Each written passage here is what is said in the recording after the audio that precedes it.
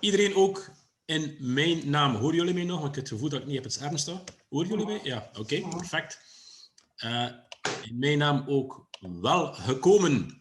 Mijn naam is Dimitri Bonte en mijn bedrijf heet Start2Taste. Hans is mijn rechterhand in goede en kwade dagen. Dus fantastisch, dank u wel daarvoor nog een keer. Maar goed, Start2Taste, wij zijn bezig met smaken voor de mensen die ons niet zo goed kennen. En je zou zeggen, ja, dat is toch normaal dat je met smaken bezig bent als wijnhandelaar. Dat is een woord dat ik trouwens niet graag gebruik. Maar goed, dat maakt wel duidelijk wat wij doen.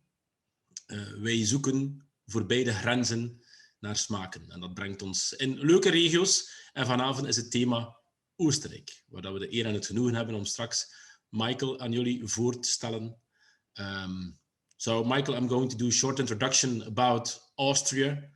I always have the habit to make a mind map to pinpoint some things. And maybe you can say hello first so everybody sees who you are. Yes, with pleasure. Well, good evening, ladies and gentlemen. Hello, everybody. I'm very happy having this online masterclass tasting with Malat, with my wines tonight with you. I hope you're feeling all fine and you're all good. Yeah, regards from Austria. Dimitri, please go on and tell something about Austria, and then I will do a short introduction about myself, about the winery, and then I think we will go through the wines. As far as I could follow from Hans saying, I don't speak any of your language, but I think you said if you have questions, you can write into the chat. I think we will have time after the tasting or something in between. Hans, I think you will coordinate if you want to talk and answer questions by talking, not only by writing. That would be totally fine for me, and I hope we also can have a little bit of a chat in between or afterwards. But Dimitri, you go on, and then I will start. Perfect. Thank you very much, Michael. So, Michael, if I'm telling something which is wrong, which I hope is not, you always can, how should I say, correct me, but also add some things, like this, for example. So this is my mind map I made just to give you some idea about Austria. Okay, let's start. Just need to make sure that I see everything. All right. Austria. I'm going to do it in Dutch, but you see everything is written in English, Michael, so please add things if you want to add some extra points. All right. Oostenrijk, wat eigenlijk veel mensen niet weten, is eigenlijk was eigenlijk mijn specialisatie toen dat ik startte met Start2Taste. Ik heb een grote liefde voor Oostenrijk. Dat zal hopelijk vanavond duidelijk worden natuurlijk. Hopelijk kan ik jullie daarvan overtuigen. Maar Oostenrijk is voor mij een van de landen die de meest pure en zuivere wijnen maakt. En het is net dat die mij enorm aantrekt in Oostenrijkse wijnen. Dus eigenlijk is het eigenlijk van de start af al een range of een domein, in dit geval Malat, die er vanaf dag 1 bij was. En daar ben ik altijd zeer trots op. We werken nog altijd zeer goed samen. Dat is ondertussen ook een goede vriend geworden. Maar goed, dit terzijde. Omtrent geschiedenis. Eigenlijk, als we heel ver teruggaan, 700 voor Christus, dan werd er eigenlijk zijn er al blijkbaar dingen gevonden die bewijzen dat het al zo lang geleden is dat er daar wijn gemaakt werd. Ik ga heel snel springen. Er zijn een paar uitschieters, vind ik, in de geschiedenis van Oostenrijk, waar we hier de eerste hebben. 1860 was het eigenlijk het eerste land ter wereld die ook een wine school opgericht heeft. Om maar een keer te tonen dat is wel serieus, dat is het meen, dat is het serieus wil doen. In 1960 was er eigenlijk vanuit Duitsland een zeer grote vraag naar zoete wijnen. En dat heeft dan blijkbaar bepaalde mensen verleid, zo'n 20, 25 jaar later, om het schandaal, en daar kunnen we eigenlijk niet rond, dat moeten we even duiden, want ik vind dat een belangrijke gebeurtenis in de geschiedenis van Oostenrijk. In 1985 is er een schandaal geweest die wereldwijd in de pers kwam als het antigel-schandaal, of antivries-schandaal. Hetgeen wat je ruitsproeiers doet of je noten doet tegen het bevriezen. Dat was natuurlijk geen pure antivries aan de eigenaar, maar blijkbaar was die chemische samenstelling, en dan moet ik even kijken als er hier chemicussen zijn onder ons, maar dat was blijkbaar diethylene glycol, of glycol, hoe dat je het ook zegt. Met als gevolg, dat is dus een kleurloze, reukloze, stroperige en wateraantrekkende vloeistof, alstublieft, die een zoete smaak geeft. En dat vermengt blijkbaar zeer goed. Met als gevolg dat ze eigenlijk aan die grote vraag, onder andere vanuit Duitsland, die zoete wijnen konden leveren aan ongelooflijke goedkope prijzen. Maar bon, mooie liedjes duren niet lang, of alles komt uit, we zullen het al zo zeggen. Dat is uitgekomen. En dat is dus dan natuurlijk, je kunt je inbeelden, als er morgen in de pers komt dat er een wijnland, in dit geval Oostenrijk, een groot schandaal heeft, en dat ze dus anti-gel, want ene journalist had dat zo geschreven, in de wijn deed, ja, dat moet je geen technisch bij maken. Alle export, alle vraag naar Oostenrijkse wijnen zijn dus gekelderd. Met als gevolg heel wat huizen, grotere huizen, die eigenlijk failliet gegaan zijn. Maar net zoals het laatste jaar, een crisis is altijd aanleiding tot innovatie. En dat was ook hetgeen wat zij dan gedaan hebben. Ze hebben een compleet nieuwe wijnwetgeving gelanceerd, die tot de strengste ter wereld hoort. Dus met andere woorden, ze zijn geleerd, ze gaan er geen 2 keer verbranden aan dezelfde fout. Alles wordt heel streng gecontroleerd, maar ook met de nodige vrijheid, maar alles wordt geproefd, chemische analyses en zo verder en zo verder. Dus een van de strengste wijnwetgevingen ter wereld. Het jaar nadien, en dat kunnen wij als Belgen, of de Belgische staat dan toch, kan daar eigenlijk heel veel van leren. Wat doe je na een crisis, waar er plots geen fles niet meer geëxporteerd wordt? En die exportmarkt is wel belangrijk voor Oostenrijk. Ja, dan moet je één duidelijk en krachtig signaal hebben. En dan hebben ze het idee gehad om dus een Austrian Wine Marketing Board op te richten, die dus één krachtig, duidelijk signaal gaf naar buiten toe. Eén stem. Eén richting, één marketingcampagne. Moest me dat in België tegenkomen, bij wijze van spreken, dan hebben 36 verschillende verenigingen die opgericht worden en allemaal zijn ze iets verschillende en tegenstrijdige dingen. Nee, één signaal.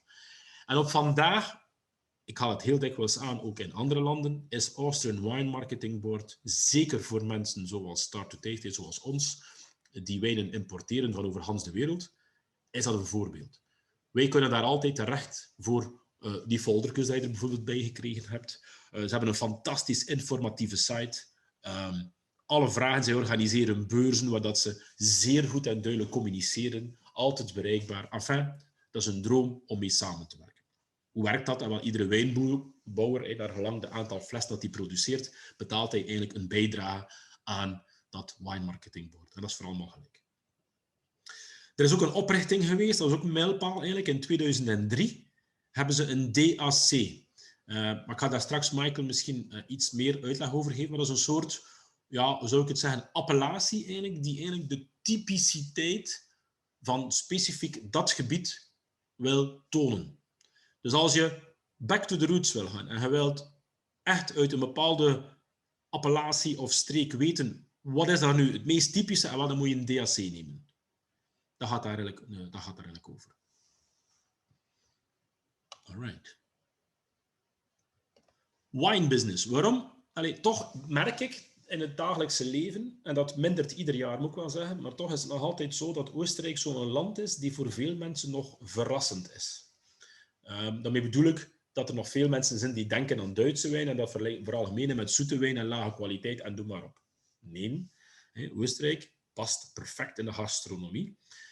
En waarom? Hoe komt dat eigenlijk dat er veel mensen nog onbekend zijn met Oostenrijkse wijnen? En wel, ik heb er eigenlijk geschreven, ze hebben ongeveer in totaal 46.000 hectare.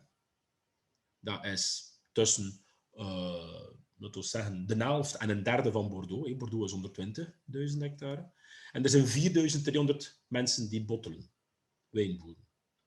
Terwijl dat bijvoorbeeld, dat we dan Australië, want mis niet, Austria en Australia, very big difference. Het bestaat zo van die t-shirts, there are no kangaroos in Austria. Fantastische t-shirts. Ik heb trouwens zo een.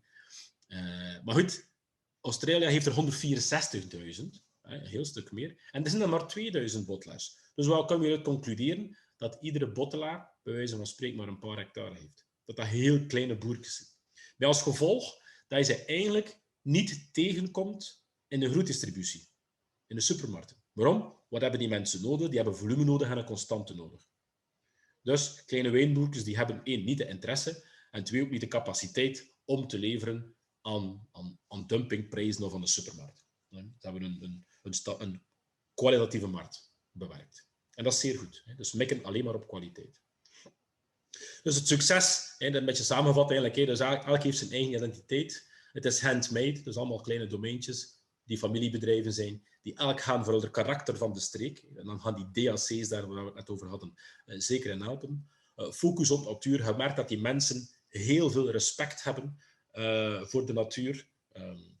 Mochten ze daar bij wijze van spreken, ik zou dat misschien straks een keer moeten vragen, maar ook als de jonge mensen daar buiten op het park gaan zitten, zoals ze hier in Brussel en omstreken doen, dan gaan ze waarschijnlijk die vuiligheid zo niet achterlaten. Het is veel meer ingeprent om de respect te hebben voor de natuur. En wat je niet hebt, zijn zo echt die iconische wijnen of wijnboeren. Bijvoorbeeld in Frankrijk heb je zo echt van die highlighters die, dat iedereen een droomwijn, bij wijze van spreken, dat hebben ze eigenlijk niet in Oostenrijk. Of toch niet zo gekend. Daar spelen ze zo niet mee uit. Als we dan naar de druivensoorten gaan, dat is hoofdzakelijk wit, waar dan we het leuke hebben aan Oostenrijk, dat we druivensoorten hebben die eigenlijk typisch zijn voor hen. Zoals de belangrijkste is gruner veltliner. Ja, vanavond een paar keer tegenkomt. Ze hebben ook Welsh Riesling, Weissburgunder. Ik heb de belangrijkste, het zijn er veel meer dan dit, voor alle duidelijkheid. Maar dat zijn de druiven die mijn instincts er bovenuit steken. En dan in rood hebben ze onder andere de Blaufränkisch, de Zweigelt en de Sint-Laurent. Dat zijn dus 3 typische Oostenrijkse druiven. En Zweigelt is bijvoorbeeld een kruising. De mama is Sint-Laurent en de papa is Blaufränkisch. Is dat mooi in het midden van Haaks. Dus dat is wel heel tof dat we hier die druiven kunnen vinden. Are you still okay with what I'm telling, Michael? Yeah? Okay, thank you very much. Goed, een situering. Het leuke is hier aan Oostenrijk dat ze eigenlijk invloed hebben. Hier zie je van boven die blauwe pijl is 1. Dan hebben we 2 en 3. Maar goed, ze hebben dus koele winden vanuit het noorden. Warme wind van de Pagonische vlakte vanuit Hongarije. En eigenlijk een getemperd mediterraans klimaat vanuit het zuiden. Wat heeft dat eigenlijk als resultaat? Dat je eigenlijk die frisheid, maar toch die warmte genoeg hebt om je druiven rijp te krijgen. Maar je rijpingsproces, of de rijpingsduur van je druiven, die duurt eigenlijk langer. Wat dat er eigenlijk voor maakt dat je eigenlijk op een hogere kwaliteit speelt. Dus je hebt eigenlijk een zeer aromatische frisheid. En je hebt ook een complete fysiologische rijpheid van de druif. Dat betekent dat je druif, als je in een warm klimaat zit, een rode druivenroer, die kan er van buiten zeer mooi rijp uitzien, maar de petjes zijn nog groen. En het is net dat die groene tannines geven. Dus een fenolische rijpheid of een fysiologische rijpheid is eigenlijk iets wat dat van buiten en van binnen volledig rijp is. De perfecte rijpheid. En dat hebben ze daar. Je doet een lang rijpingsproces. Als je zon erop zet en in een oven, gaat dat veel te rap. Met als gevolg dat je eigenlijk niet die optimale rijpheid bereikt. Als we de wijnregio's indelen, ik heb dat hier ook op een kaartje staan. Ja, niet helemaal erop krijgen pezen, maar goed. Ik kan mijn scherm een beetje vergroten. Dan hebben we hier eigenlijk misschien, dat is ook wel tof om dat te zien, eigenlijk, want als we gaan Oostenrijk gaan, de meeste mensen kennen Oostenrijk van te gaan skiën natuurlijk. Helaas dit jaar niet, maar eigenlijk zit je allemaal hier te skiën aan deze kant, de westkant. Terwijl dat eigenlijk de wijnbouwgebieden hier rond Wenen zitten. En dan kunnen we beter doen, hopla, hier, Wenen, in het midden, of dat blauw daar in het midden. En dan hebben we daarboven allemaal die wijnstreken. Waar we straks gaan focus leggen, uiteraard, op Kremstal, die daar ligt. Alright. Dus als we de belangrijkste wijnregio's een keer aanhalen, en in het noorden, ze staan van noord naar zuid, Nieder-Oostenrijk, die eigenlijk toch wat 60% uitmaakt van de wijnproductie. Dan hebben we Wenen, dat is de hoofdstad. Dat is de enige hoofdstad ter wereld die wijnbouw doet. Ze hebben zo'n 600 hectare staan in Wenen, niet onderschatten. Fantastisch om vanuit de wijngaarden een keer te kijken over de skyline van Wenen. Moet je zeker een keer doen. Burgenland, vooral gekend voor rood dan, vind ik. En Steiermark, helemaal het zuiden, vooral dan voor wit. Frisse sauvignons bijvoorbeeld. Maar goed, de typiciteit van Oostenrijk zit dan vooral, vind ik, in Nieder-Oostenrijk en Wenen. Waar we dan nog een keer onderverdeling hebben van wijn, viertel enzovoort. Eigenlijk dan, en dat is misschien belangrijk om toch te zeggen, je hebt de Donau, regio. Wat dat eigenlijk betekent, en ik ga het toch een keer proberen in te zoomen. Hopelijk kan ik dat doen. Misschien hier of straks misschien op een kaartje van Michael. Maar kijk, hier rijdt de Donau eigenlijk. Die Wenen passeert en die zo eigenlijk verder gaat naar het westen. De warme wind van de Pagonische vlakte die gaat eigenlijk via de Donau tot in de wijnbouwgebieden. En het is net die wind die ze ook nodig hebben om die rijpheid te hebben. Dus eigenlijk maken ze een onderscheid in die regio van dus de wijnstreken, de wijnappellaties die rond die Donau liggen. Waarvan dat Kremstal hetgeen is waar dat Malat zit. En die je straks uiteraard meeneemt naar het prachtig gebied. Alright. Ik kan nog iets vertellen. Om u een idee te geven, qua Kremstal, dat is hier trouwens die Donau hier in Kremstal terug een beetje groter. Kremstal is amper 2243 hectare om exact te zijn. Dat is toch hetgeen wat ik gevonden heb. And maybe I can zoom in on this one. I don't know if it's interesting to see, but this is Kremstal. Yeah, no, you cannot see it, I guess. But if you want to see it, we can zoom in later in the tasting. So, Michael, I let the honors on you to explain a little bit about Kremstal, of course, the region where you live and the region where you work in, but also, of course, about your property, Malat, because I just said that when I started with Start2Taste, my focus was on Austria in the beginning, and Malat was maybe the first or one of the first wines I imported. So we have some history together. Yeah, that's great. I'm happy being part of that Start2Taste history.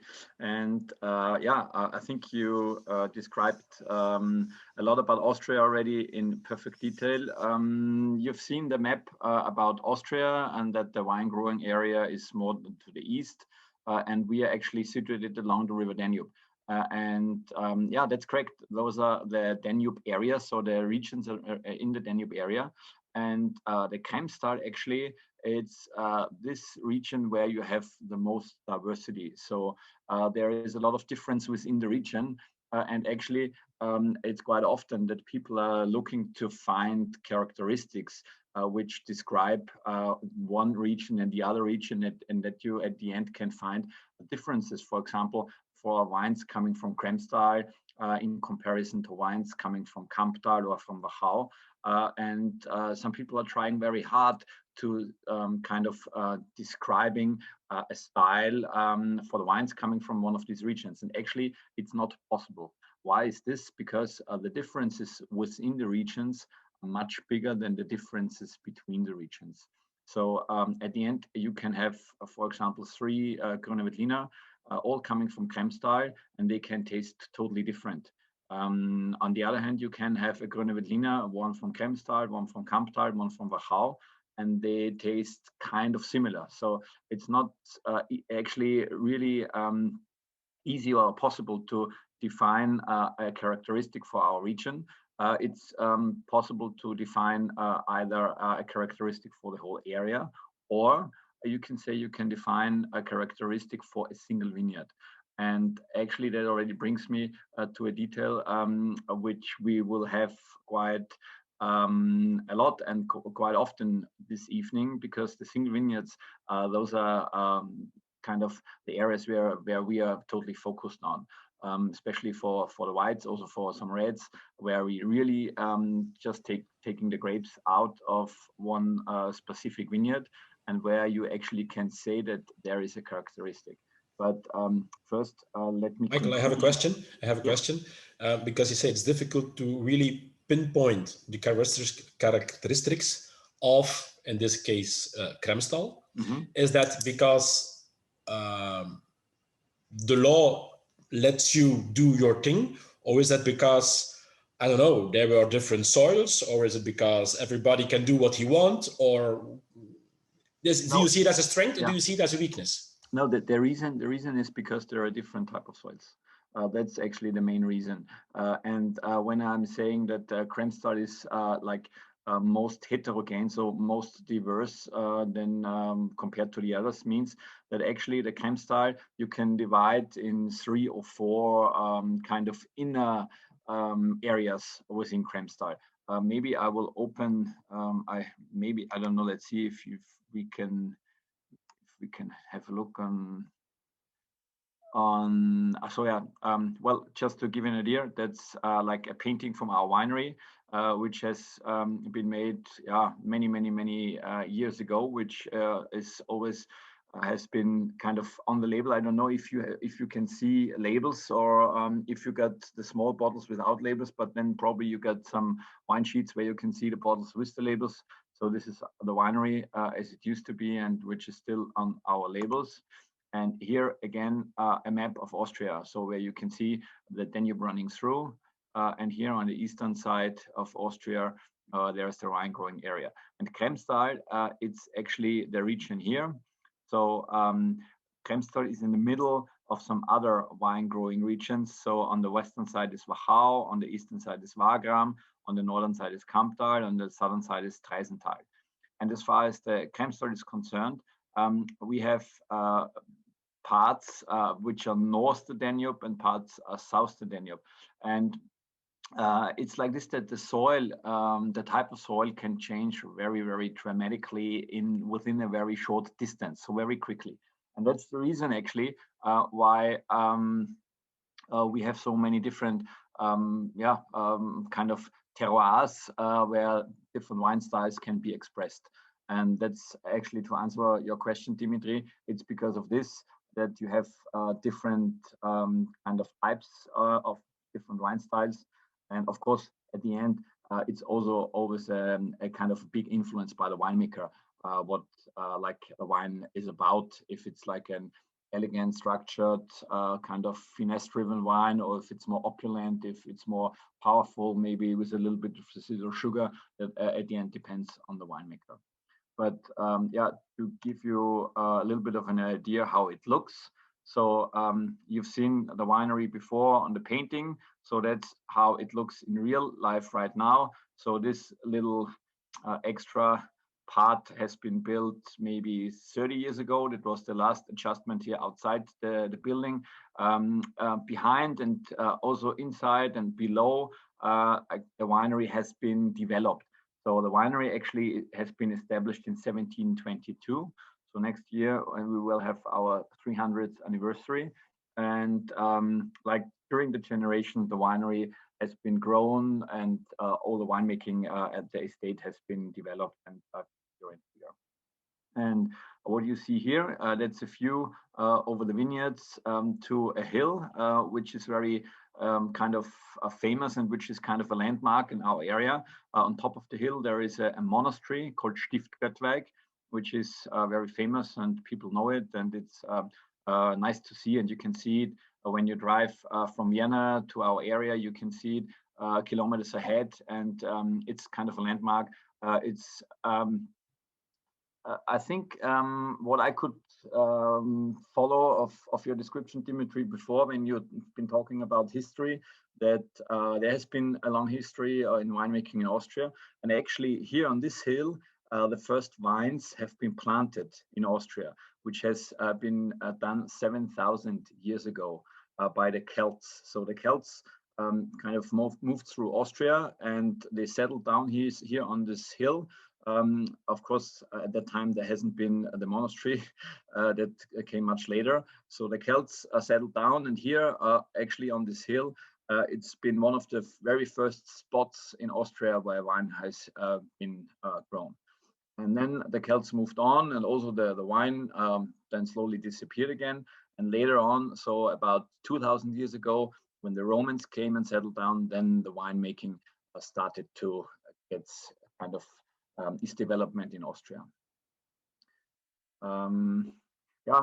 You see, it's a family business ever since, and of course, it's the people behind which are important, helping to get the personality and the authenticity in the wines. So my dad, that's the guy over here, and my mother, they've been running the winery before me, and actually there's many generations. So I'm now the 10th generation running the winery. And we have about 45 hectares, produce about 250,000 bottles. That's actually not very much when you think about that we don't have any irrigation in our vineyards, and we are really focused on high quality. That's why our yields are very low. What's is very special about us that I only produce wines out of our own grapes coming from our own vineyards. So it's all estate fruit. We don't buy any other grapes. We don't buy any other wine. Everything is really sourced and kind of the raw materials come from our own vineyards. Yeah, the focus is on the terroir for sure. So that's my main goal, that I want to bring the taste from the vineyard into the bottle. So that's why I'm not interfering a lot in the winery. It's important to pick only the healthiest berries. So if we have a vintage like last year, like 2020, it can be really hard work. So we have to select a lot and sort out if the weather was not kind of to our luck what was happening last year. So we had a little bit of hail end of August, and then it was raining. So the skins of the berries started to burst and the grapes started to rot. So we had to go into the vineyards, and with a lot of people and a lot of manpower, we had to cut off the grapes from the vines, and then turn the grapes and put off all these berries which we don't like, which are not healthy anymore, which takes a lot of time and which is a lot of kind of effort to be done. But then the grapes coming to the winery, it's only the good and healthy berries, which is very important to the wine style I produce, because the wines are all fermented with the natural yeast coming from the grape, only on the spontaneous fermentation.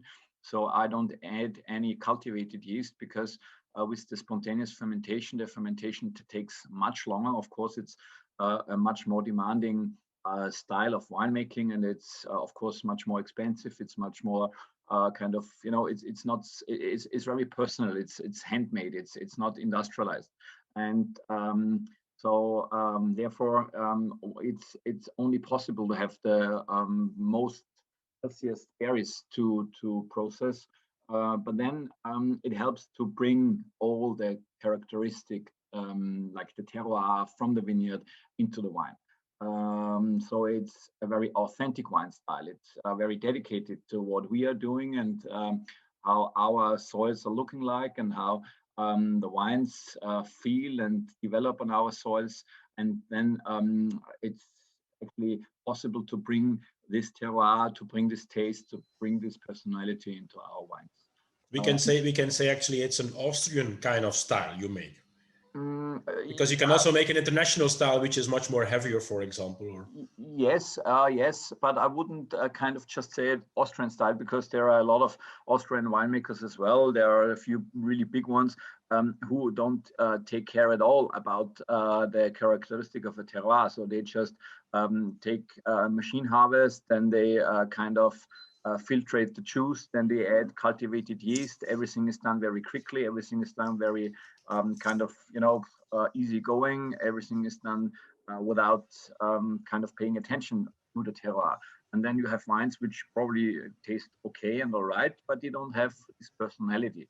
So I wouldn't say it's the Austrian style. I would say it's the style of Malat, or it's the style of kind of one of those winemakers who actually takes the effort and tries to bring all what the soil, what the vines, what the grapes can give. And then that's what I want to have in the bottle, what you then have in the glass at the end. And, Michael, can I just interrupt and do a little translation? Yes, please, of course. I always do. Dus iedereen weet dat ik zo altijd tussendoor van al hetgeen dat gezegd is een korte synthese maak. Dus denk, ja, waar het ligt uiteindelijk, Kremstal, heb je gezien op die kaartjes van Dimitri en onder andere op het kaartje van Michael. Dus een belangrijke factor is inderdaad de Donau, de Danube, dus de Donau, die een zeer grote invloed uitoefent, niet alleen op het klimaat, maar ook op de terroirs er rond, door de afzetting in de tijd. Hetgeen dat Michael aanhaalt, is dat binnen de regio er enorm veel diversiteit, veel verschil is. En dat komt eigenlijk doordat er enorm veel verschil is tussen de verschillende terroirs, Je gaf het voorbeeld dat je binnen een bepaalde regio bijvoorbeeld 3 verschillende gruner veltliners kunt proeven die totaal verschillend smaken, maar dat je dan, als je de verschillende regio's naast elkaar zet, dat je gruner veltliners kunt proeven die dan weer zeer gelijkend kunnen zijn. Maar binnen de regio zelf, zoals bijvoorbeeld Kremstal, kan je spreken van bijvoorbeeld zelfs 3 à 4 microregio's. En dat is echt terroir-driven, dus echt terroir gerelateerd. Dus er zijn zeer veel verschillende ondergronden. Dat geeft ook zeer veel verschillende stijlen qua wijn. Hetgeen dat Michael van Malat doet en dat een aantal wijnbouwers, een groot aantal wijnbouwers, sommigen niet zegt hij, maar een groot aantal doen, is toch wel rekening houden met die terroir. En echt zorgen dat de wijnen, hoe zou ik zeggen, een reflectie zijn van een terroir. Dus dat is wel heel belangrijk. Natuurlijk gaat het effect ook van de wijnmaker. Hetgeen dat Michael zegt, is dat hij heel puur werkt, heel authentiek. Dus bij het plukken in bepaalde jaren, zoals 2020, die wat moeilijker jaren zijn. Als je een bepaald jaar hebt waar dat er veel hagel is, en waar dat dus de druiven beschadigd zijn, dan ga je veel kans hebben op infecties. Dus dan gaat hij natuurlijk zeer goed gaan selecteren en kijken dat je enkel werkt met de meest gezonde druiven om de wijn van te maken. Je hebt enkele foto's gezien ook van het domein.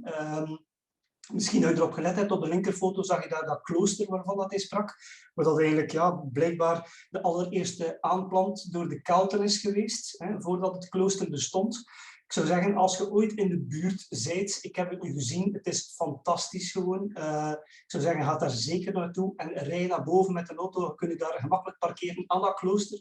En vanaan dat klooster kan je eigenlijk de Donau voor een groot stuk zien. En kan je dus verschillende regio's gaan zien, wat eigenlijk een zeer goed beeld heeft. Een keer dat je dat gezien hebt, begrijp je ook de streek en zie je een beetje waar dat al die regio's liggen ten opzichte van de Donau en dat geeft een zeer goed beeld. Voilà, dus ik denk dat dat dus, mijn belangrijkste synthese is. Oké, Michael? Wait, sorry. Because Hans was talking about the monastery, that he was there on top, you remember, and that we had an overview. Mm-hmm. I just had Google Earth open, and I want to show to everybody a little bit. You see? So this is the Donau. There you have Palt, and the monastery is over there. So I'm going to try to zoom in.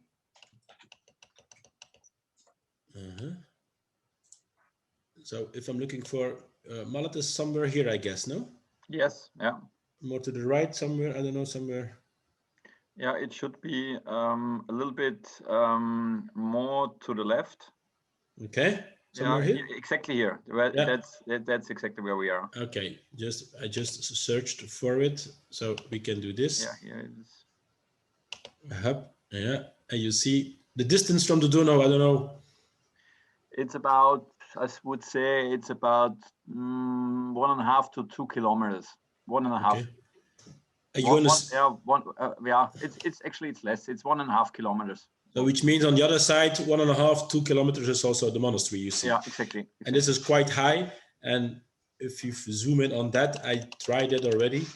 You can, I hope my connection and my computer allows it, but you can do really, this is, wow, what a view you can have over there. So this is really amazing. I'm going to try to drop, how does it call, the street view, yeah?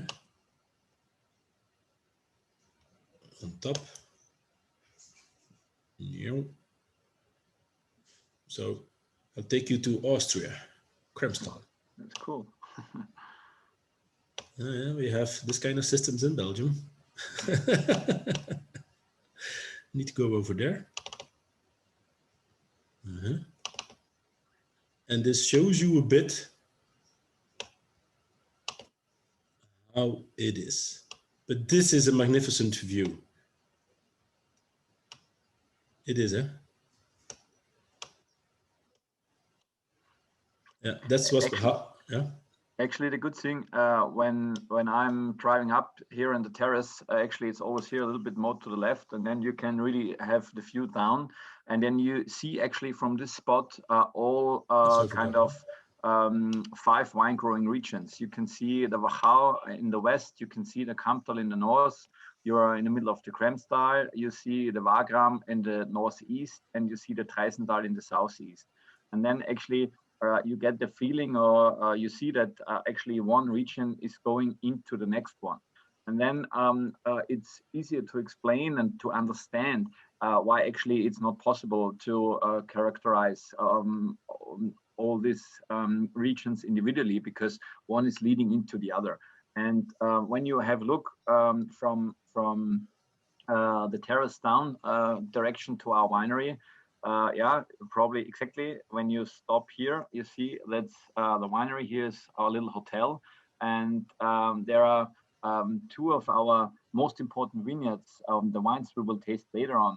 It's Hohlgraben and Steinbühl, and they are actually just next to each other, right in front of you here. This is Hohlgraben, and more a little bit to the left, there is then Steinbühl. And Hohlgraben in front of you is conglomerate soil with a little bit on less on top, and then Steinbühl more to the east.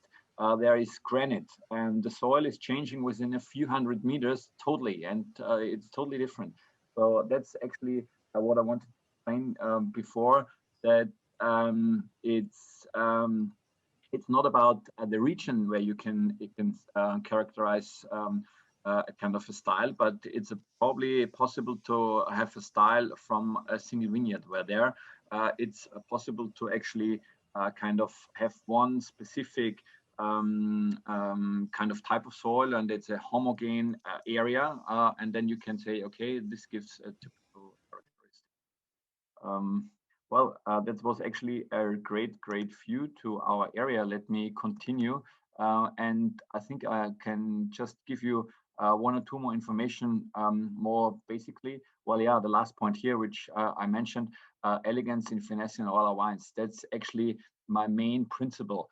I want to make wines which are always elegant and fine. They are never fat, they are never opulent. They are always very structured, very kind of linear, very kind of straightforward. And that's the reason why they are nice to drink. For me, it's always important that you want to drink the wine, not only to taste them and not only to drink half a glass for a specific meal. It should be fun and make you kind of happy to open a bottle and drink with pleasure the whole bottle, maybe open a second one. But yeah, what brings me to grape varieties, Gruner, Veltliner, and Riesling. Of course, those are the main grape varieties we have in our area. That's the grape varieties, the dominant grape varieties in the Danube area in general. But as far as Malat is concerned, as far as we are concerned, we always have had an additional focus to Burgundy varieties, which is Chardonnay, Pinot Blanc, Pinot Gris, and Pinot Noir. And why is this? Because we have some vineyards, and we just have seen it on the Google Earth picture, very close to the River Danube. And there we have, in addition to the sandy soils where we plant Gruner Veltliner, and to the rocky soils, which are a little bit on the hills where we plant the Riesling, we also have soils where we have a lot of gravel coming from the Danube. And the gravel has high content of chalk. And that's very kind of good for the Burgundy varieties. And that's why they grow very well in our specific area too. And already my granddad figured out that that's possible to have a great Pinot Blanc or a great Pinot Noir. And so we have kind of a tradition on those varieties too. Yeah, the appellation system, that's also important to mention. Dimitri, I think you already explained before about the DSC and what's about, so that's it's a specific and kind of typical style for the region. And the appellation system is kind of built on three kind of origins, if you want, like this. So you have like the region, the village, and the single vineyard. And that's the three kind of principal origins where all the wines are divided. So you can have wines where the grapes are coming from the region, from different vineyards throughout the region. Then you can have wines of, where the grapes are coming from vineyards just from one specific village.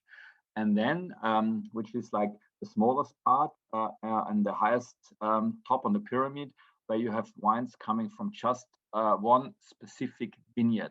And that's what I was talking before already. Such vineyards like Hohlgraben or Steinbühl, that's the names of those vineyards, where it's kind of the smallest area, the smallest kind of bordered area where wine has been grown.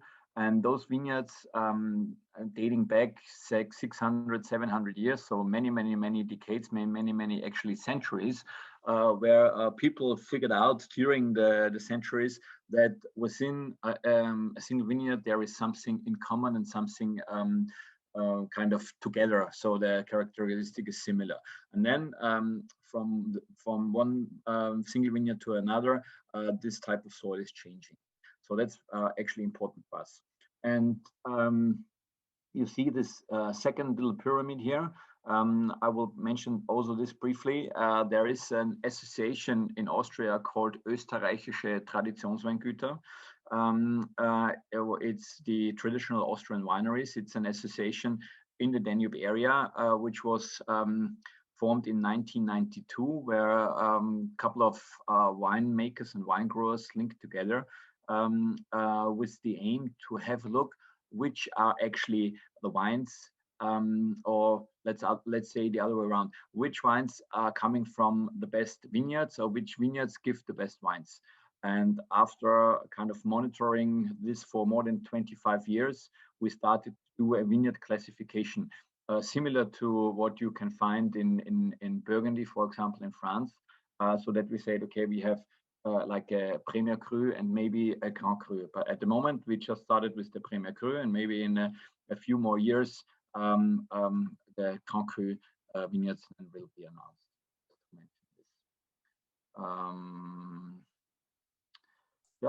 The most important single vineyards as far as our winery is concerned. So those are these specific sites where we have different grape varieties planted. So Hohlgraben, which I mentioned before, and we will soon start to taste some wines from this vineyard. There is another vineyard called Gottschelle. Both vineyards are very typical for Gruner Veltliner because they comprise less. So Gruner Veltliner is a grape variety which likes have a lot of water, which likes to have a lot of nutrients. So therefore, those type of soils are perfect for this, because the sandy soils, the loess soils, they can store nutrients and water very well. So Gruner Veltliner, it's the grape variety to plant on those specific soils. On the other hand, there is Riesling, and actually, Michael, can I just interrupt? Sorry for interrupting. Yes. I will just do a little translation. Maybe then we can go to the first wine, and then afterwards, because it's a nice example. You're talking about the single vineyard wines, the reed wines, and then afterwards we're gonna taste the Gruner Veltliner Hohlgraben and the Hohlgraben, the alte. So I think in this context, it would be nice to start now with the first wine, the Pinot Blanc, the Zaum, and then to go further, and then to go further with the explanation, so everything will fit into each other. Perfect. Ja. Okay. Dus ik heb gewoon even gevraagd van even te stoppen in die zin. Dus je hebt gezien, je hebt de regio-wijnen, je hebt dan de wijnen die meer in het dorp gemaakt worden, dus een groter stuk, laat ons zeggen. En daarbinnen heb je dan eigenlijk de wijnen die gemaakt worden, de single vineyards, dus van één stuk wijngaard. Zoals dat Michael gezegd heeft, je hebt afhankelijk van hetgeen dat de druif graag geeft, zoals bijvoorbeeld een Gruner Veltliner heeft graag een beetje meer zanderige bodem, die ook wel wat nutriënten vasthoudt. Riesling heeft dan meer die rotsachtige bodem nodig. En dan de bodems, de gravel, waar dat er wat kalk in zit, zijn dan typisch de bodems die ideaal zijn voor de Bourgogne-druiven of variëteiten, laten we zeggen, zoals de Pinot Noir, de Chardonnay. Dus ik heb hem voorgesteld van eerst een keer wijn 1 te gaan proeven. We hebben allemaal dorst. Dus ik denk dat het goed is van met de Pinot Blanc te starten, de eerste wijn. En dan daarna gaan we de tweede en de derde. Ik denk dat dat goed is van die naast elkaar te nemen, 2 en 3. Daar spreken we specifiek over een single vineyard. Dus over die reedwijnen. De Gruner Veltliner Hohlgraben gaan we dan proeven. Dat is de tweede wijn. En de Gruner Veltliner Hohlgraben alte. Dus de alte zijn dan eigenlijk de oudere druivenstokken. Dus dat is ideaal voor dan 2 en 3 naast elkaar te gaan proeven. So we start with the first one, the Pinot Blanc 2018. Exactly. So the first one, it's wine from a single vineyard called Zaum, and the grape variety we plant there is the Pinot Blanc. And Zaum, what does it mean? Actually, there is a hill right next to it, which is the Silberbichl, and you see here on the side, or like on the screen, Silberbichl is mentioned here as one of the Erste Lage vineyard where we plant Riesling. So Bichel, Biri, Bühel, that's all Austrian words for hill. And here it's the Silberbichl, so the silver hill. And the silver hill, so the Silberbichl, comprises schist in the soil. And that's why people named this hill Silberbichl already in the 15th century. Actually, where the hill is flattening down, and then the land actually starts to kind of flat down and be kind of a flat land. There is kind of a little bit of a natural step in between. So where the hill ends and the flatland starts, there is this little step which people named Zaum in earlier times. So this flat vineyard after the Silberbichl, it's the Zaum vineyard, and it's flat there because actually the hill comes to its end, and then the distance to the Danube is very short. So the Danube there is very near. And actually, Zaum used to be a flatland from the river Danube. So in earlier times, when the river was not regulated, it was like an area where the river could go over the border every time there was a lot of rain. And so the river brought a very fertile topsoil, but what's special about it brought a lot of gravel. So gravel is these round stones which have been kind of brought with the river. And now, since the Danube is regulated and the river flow is man-made and regulated in the specific place, this area now has become available for vineyard to be planted. And there, because of the gravel, because of the high content of chalk, it's perfect for Burgundy varieties, and there we plant our Pinot Blanc. And this wine, actually, it's a good wine to start with because I think it's a wine which is very versatile. So it fits to every type of taste, as it is not too intense in kind of spiciness. It's not too intense of fruitiness. It has a very nice balance. So you have a good minerality, you have a good taste. The acidity is kind of course, noticeable, but it's not too much, it's not too less. It's a wine which is in a very good balance and in a very good kind of mood. It's a wine which fits to a lot of different dishes. You can drink it to different type of food. You can drink it to different type of kind of company with different type of people. Very often it's like this, that somebody wants to have a very spicy wine, the other one prefers to have a more fruitier wine. The one wants to have a kind of a, I don't know, wine which is a little bit oaked, or so there are different preferences. But sometimes when you have different preferences, then it's not so easy to choose the right wine. I think this is a wine everybody likes and everybody is happy with, as it is kind of very balanced, and it's right in place, and it's right in the middle. So it's not to one extreme or to the other. And that's why it's nice to drink. It's fresh, it's crisp. You have a good drinkability. You have a good food pouring opportunity with this wine. So I like it as you can drink it for breakfast, you can drink it for lunch, you can drink it for dinner, you can drink it with fish, you can drink it with meat, you can drink it now with asparagus, which is very popular in Austria, and afterwards with mushrooms. It's a very nice wine, which is kind of an all-rounder. So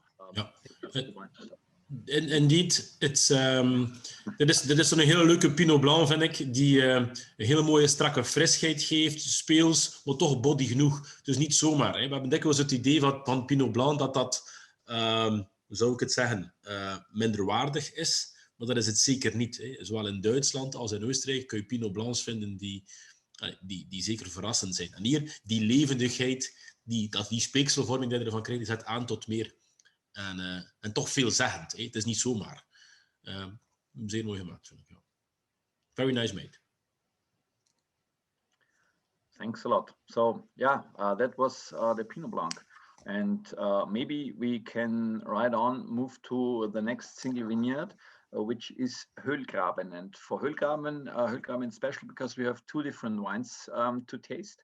It's the same grape variety, it's Gruner, but it's kind of, if you so want to call it, the regular Hohlgraben and then the Hohlgraben alte Reben. Alte Reben is just a word for old wines. And probably at this point, I have to explain that Hohlgraben, or probably Dimitri, why not watching a short movie talking about Hohlgraben at the beginning, and then we can go on.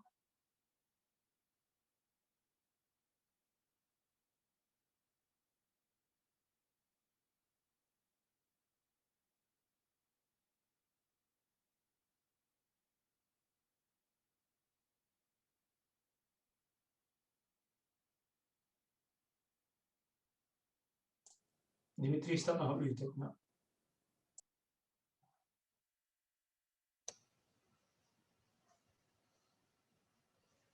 Should I restart? Maybe it's bad because it was unmute.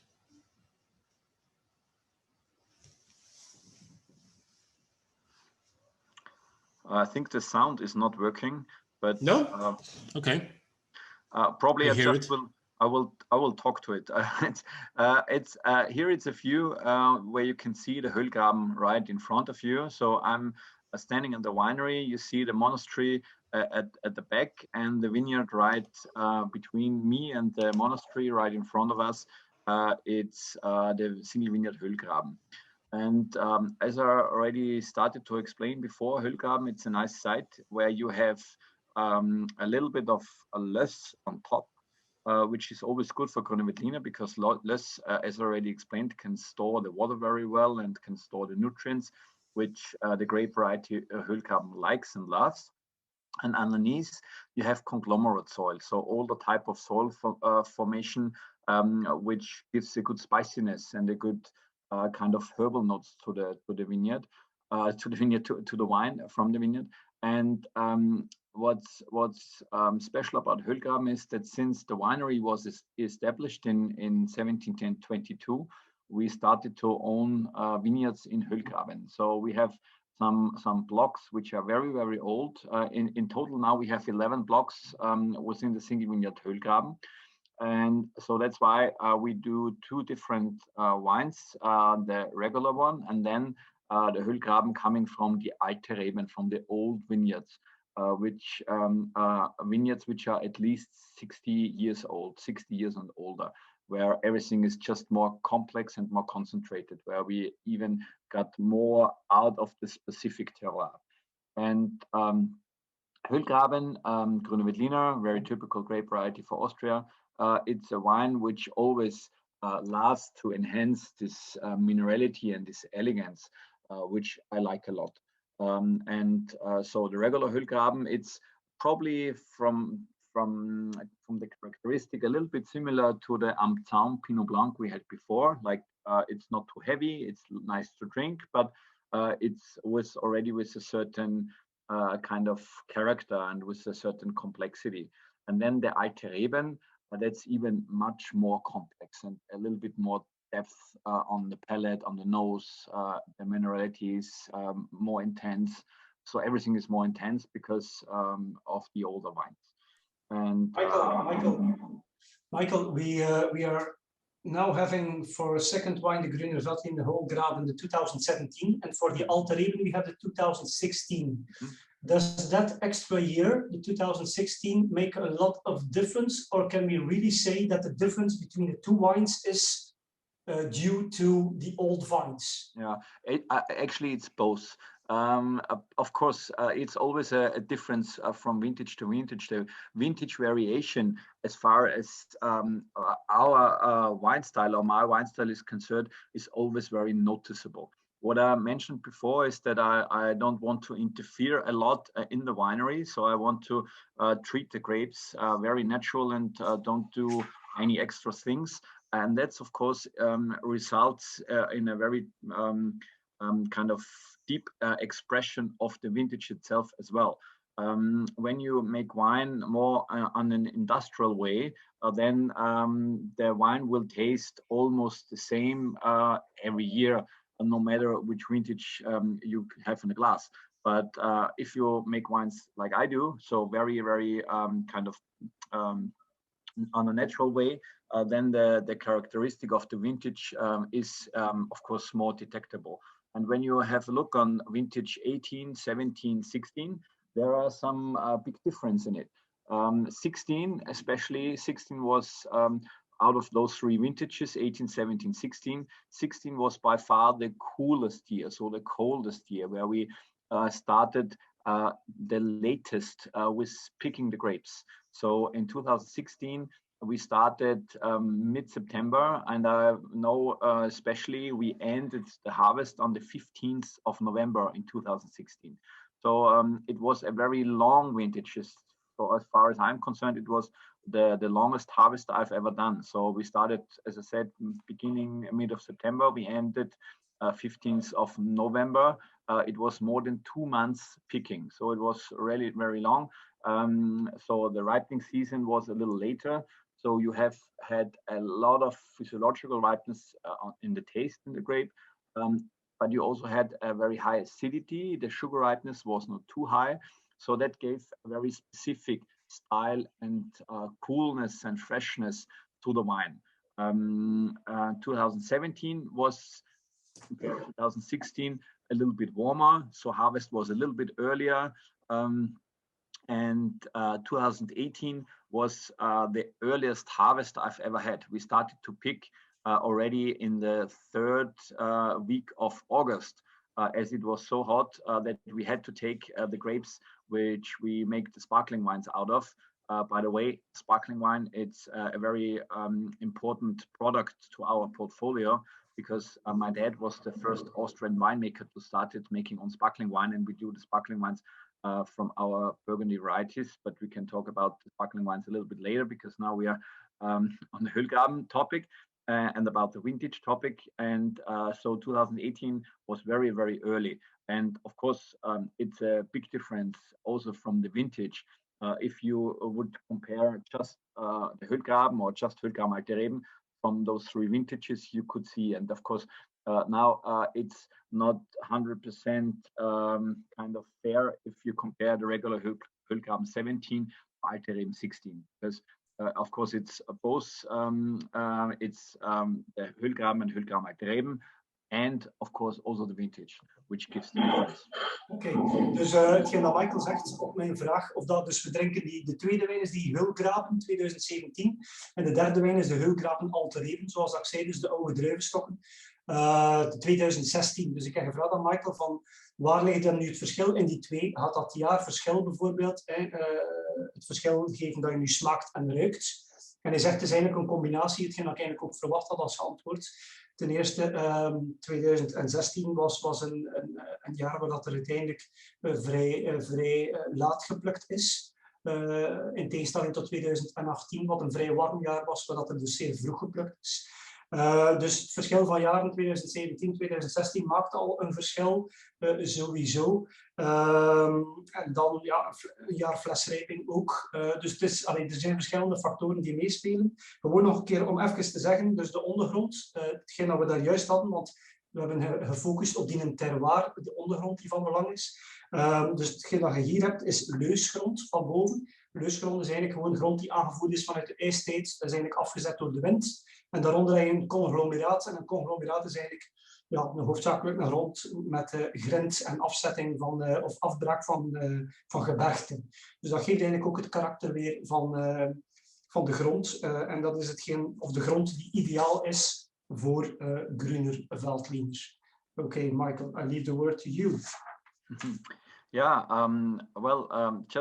I just put another picture of the vineyard Hohlgraben on the screen that you can see how it looks like again. like here is the winery. That's where I standed to where I kind of tried to do the little video where we unfortunately couldn't hear the tone, but doesn't matter. So that's where the winery is located. And you see here is the monastery, and Hohlgraben is right in front of the winery and up this hill. So this is all Hohlgraben here. And let's I'm just to explain a little bit about less what it's about. Less, it's nothing else than kind of the stony dust. And if you think about 20,000, 25,000, 30,000 years back, our area was covered with ice. So it was the last ice age. And so the ice was sitting on the land, or basically on rocks. And during the kind of thousands of years, during the decades, during the centuries, during the time when the ice moved a little bit due to the tectonic movements, and where the ice and the rock kind of linked together, there was kind of a little bit of a movement, and the ice shaved the rock underneath. And then when the ice was melted and was gone, then this dust, which was on top of the rock, was blown with the wind. And this actually, it's less. And less, it's kind of a sandy type of soil, which was falling down like snow in the mountains in the winter. You can explain it a little bit like this.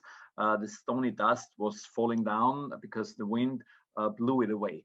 And you have some spots where the loess could stay, where it was a little bit protected, so no more wind could go in and blow the loess further, so the loess could stay. And if you have a look here, I've been talking about the Silberbichl and am Zaum. So this hill here, you see, this is the Silberbichl, so the silver hill where you find the schist. And this hill actually made the wind protection for Hohlgraben and Gottschelle. So right under Silberbichl, there is a vineyard called Gottschelle, which is also very important for gruner veltliner. And the next vineyard here is Hohlgraben. So that's why the loess could stay here in this area, because the Silberbichl protected this vineyard, and the loess could stay and didn't kind of have been blown further by the wind. Yeah, it's a specific site which is perfect for gruner veltliner.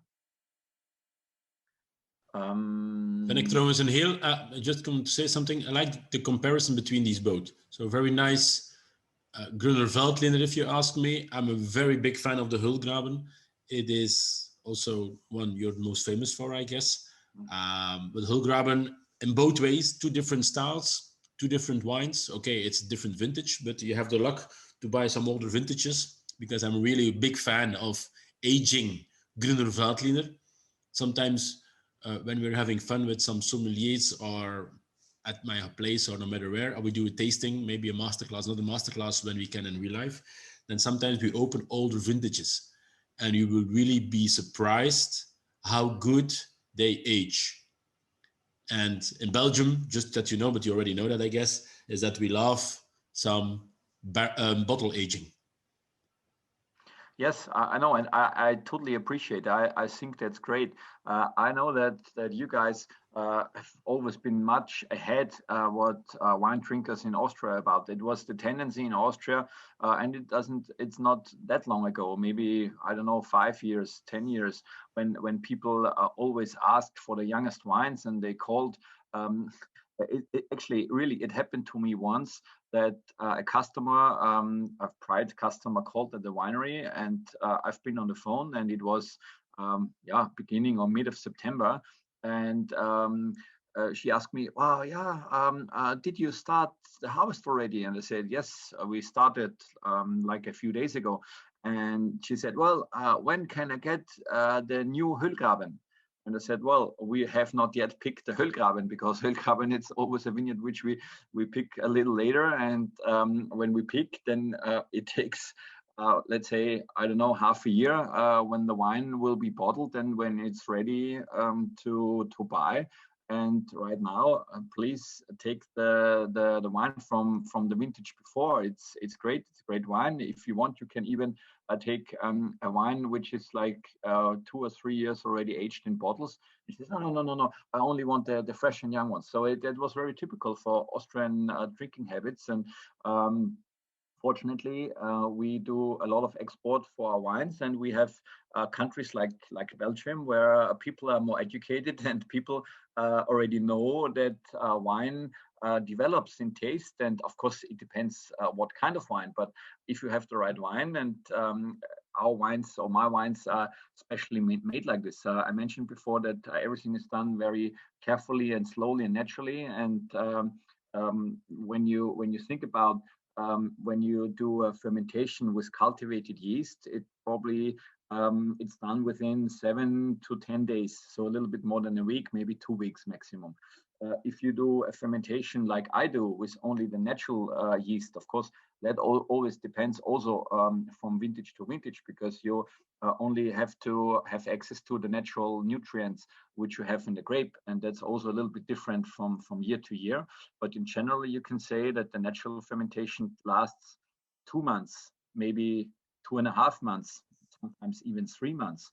So it's way longer. And then all the winemaking process is longer. And then, of course, the wine also needs a little bit longer to develop, and that the wine shows its beauty. But on the other hand, those wines can stay much longer in the bottle and develop and kind of have a steady kind of development, and they have a much longer aging potential. And those wines having, like, say 2 or 3 years in the bottle, that's perfect, because they will gain from those bottle aging and will show even more dimensions and more kind of impressions when you taste wine, which that's what's just really great. I like Michael, it. I just had a question, and you just gave the answer, so that's perfect. I got a question regarding de yeasts. Dus ik had hier een vraag van iemand die wou weten van als je natuurlijke gisten gebruikt, dus de gisten die eigenlijk zitten op de druivenschil zelf, of gebruikt gecultiveerde gisten, maakt dat een verschil in het proces van wijn maken? Dus Michael heeft daar net het antwoord gegeven. Dus hij zegt dat met gecultiveerde gisten dat je kunt kopen, dat dat ongeveer 7 à 10 dagen duurt. Maar als je de natuurlijke gisten gebruikt, dat is een stuk moeilijker, dat proces. Ja, dan kan je soms tot 2 à 3 maanden gaan. Dus dat wijnmaakproces gaat dan een stuk langer gaan duren. Wat natuurlijk zijn voordeel heeft naar complexiteit toe. En wat natuurlijk maakt, hetgeen dat Dimitri gezegd heeft, dat gruner veltliners ook perfect kunnen verouderen. En Michael zegt ook dat de Belgen zeer gecultiveerd zijn op dat vlak. Dat we houden van oudere jaargangen. Dus die gruner veltliners, voornamelijk ook die alte reben bijvoorbeeld, die leent zich echt wel tot fleslagering, dus die kan blijven liggen. Die complexiteit zal echt wel toenemen, die wijn zal serieus veranderen. And then, Michael, I have another question regarding the screw cap. Dus ik heb een vraag over de schroefdop, of dat een voordeel is volgens hen, of dat traditie is of wetgeving. Somebody asks if the screw cap does it give an advantage, or has it to do with tradition or with the law? No, it doesn't have anything to do with law. It's like it's a very good question, and a question which is also kind of sometimes not so easy to answer. When or why or for which wine I'm using screw cap and for which I'm using natural cork, and what's kind of the difference. Of course, when you have a screw cap, you can be sure that there is no cork taste in the wine. That's for sure. And it's, I would say, of course, or let's start the other way around. When you have a look on the regular Hohlgraben, you see that the closure is screw cap. When you see on the alte Reben, it's natural cork.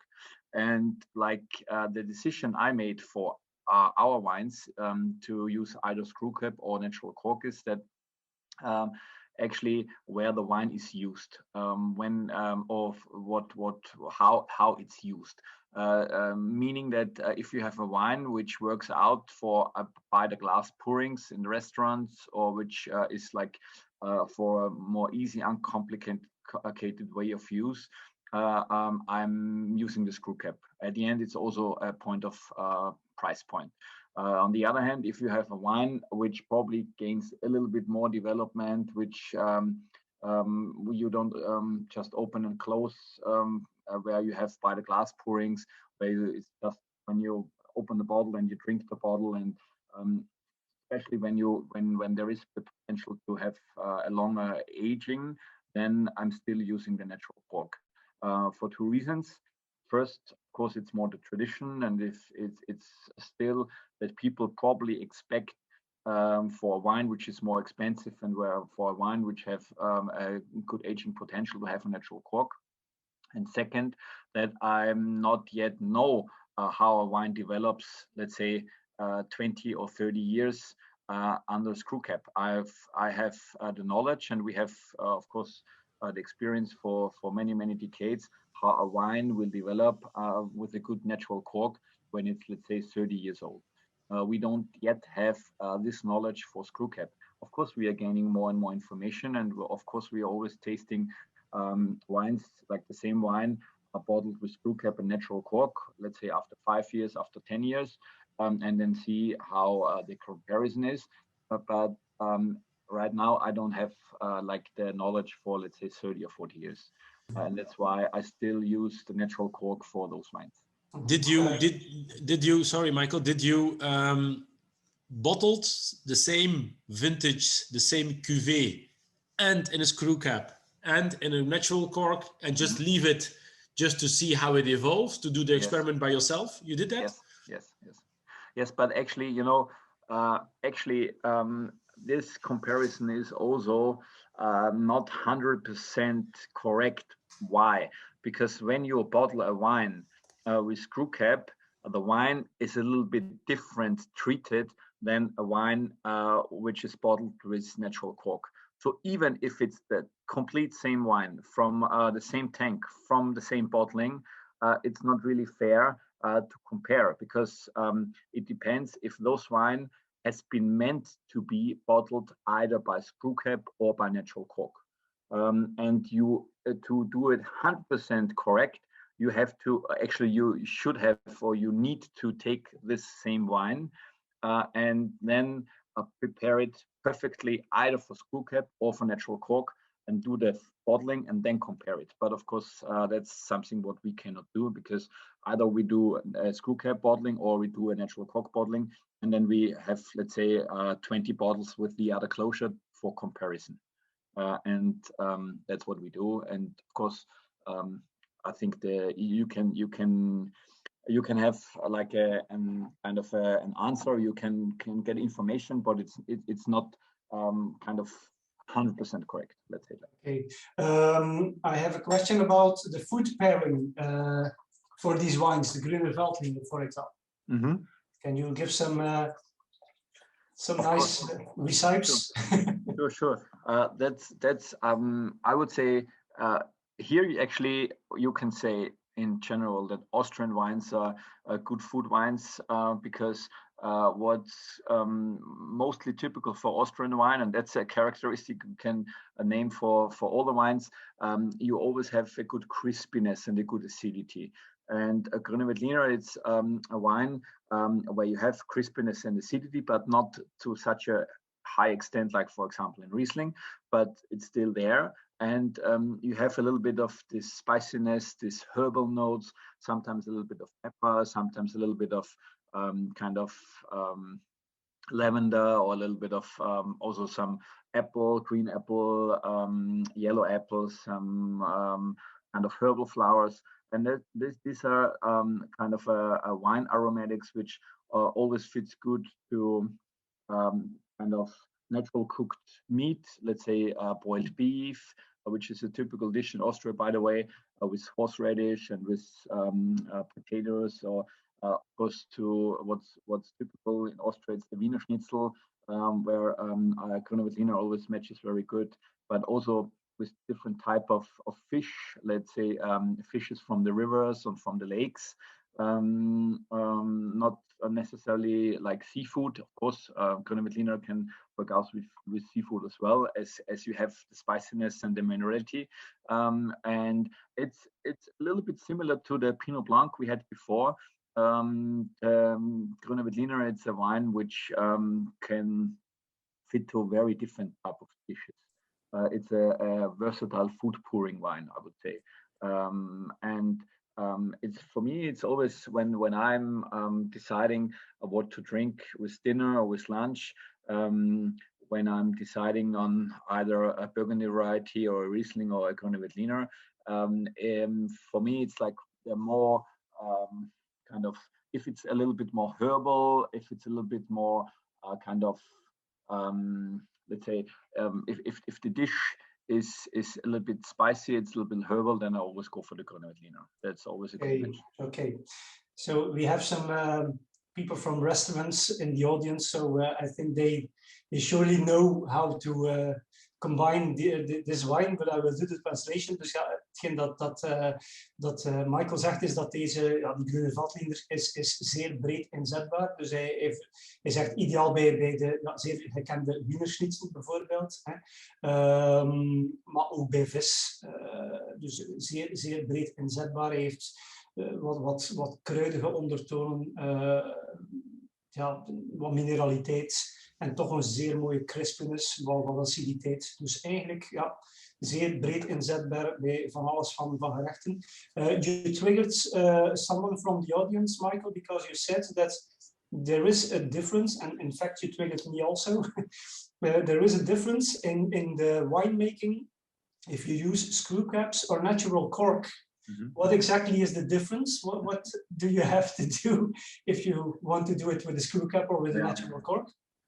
You have to think about, when you use a screw cap as a closure, that the bottle is sealed up much tighter than a natural cork. I wouldn't say tighter, but there is no air flow coming through. And actually, it's also not so much about the air flow, but it also depends. It also depends on your kind of a technique of bottling. You have to think about when the wine is kind of poured in the bottle, and before the cap or the natural cork is then sealing the bottle, you can have two options. Either you leave the air in the bottle as it is, and you just put on the screw cap, or you put on the natural cork. Or when the wine is filled in, you can add like argon or any other gas which is heavier than air, to fill the distance between the filling level and then the natural cork or the screw cap. That's something you have to kind of pay attention. And then, of course, the screw cap, when it's coming on the bottle, there is no more air coming in the bottle. So the wine is sealed up, and either you allow a little bit of air being inside when you don't put like a gas like argon or whatever, then you have a little bit of air inside, which actually then can give some aging to the wine, or where actually the air, where the aging can happen. If, for example, you have a wine, you have argon and the screw cap, the wine will not develop very much. I would say it will not develop at all within 1 or 2 years. Maybe after 20 or 30 or 50 years, then yes. But that's something we don't know yet. If you have air inside and you put the screw cap on, then you have a development because you have some air. If you have a natural cork, you have maybe also the air in the bottle, but then as the natural cork is a natural product, you have micro oxygenation coming to and outside of the bottle, and that's actually the reason why a wine can develop. And you have to think about this when you do the bottling, because when you have screw cap and when you have argon, then you have you don't have to add any sulfur prior to bottling. You have to keep the sulfur level very low, because the sulfur would then affect in a negative way to the taste. On the other hand, if you have air in the bottle and you have the natural cork, you have to add a little bit of sulfur to have an oxidation protection.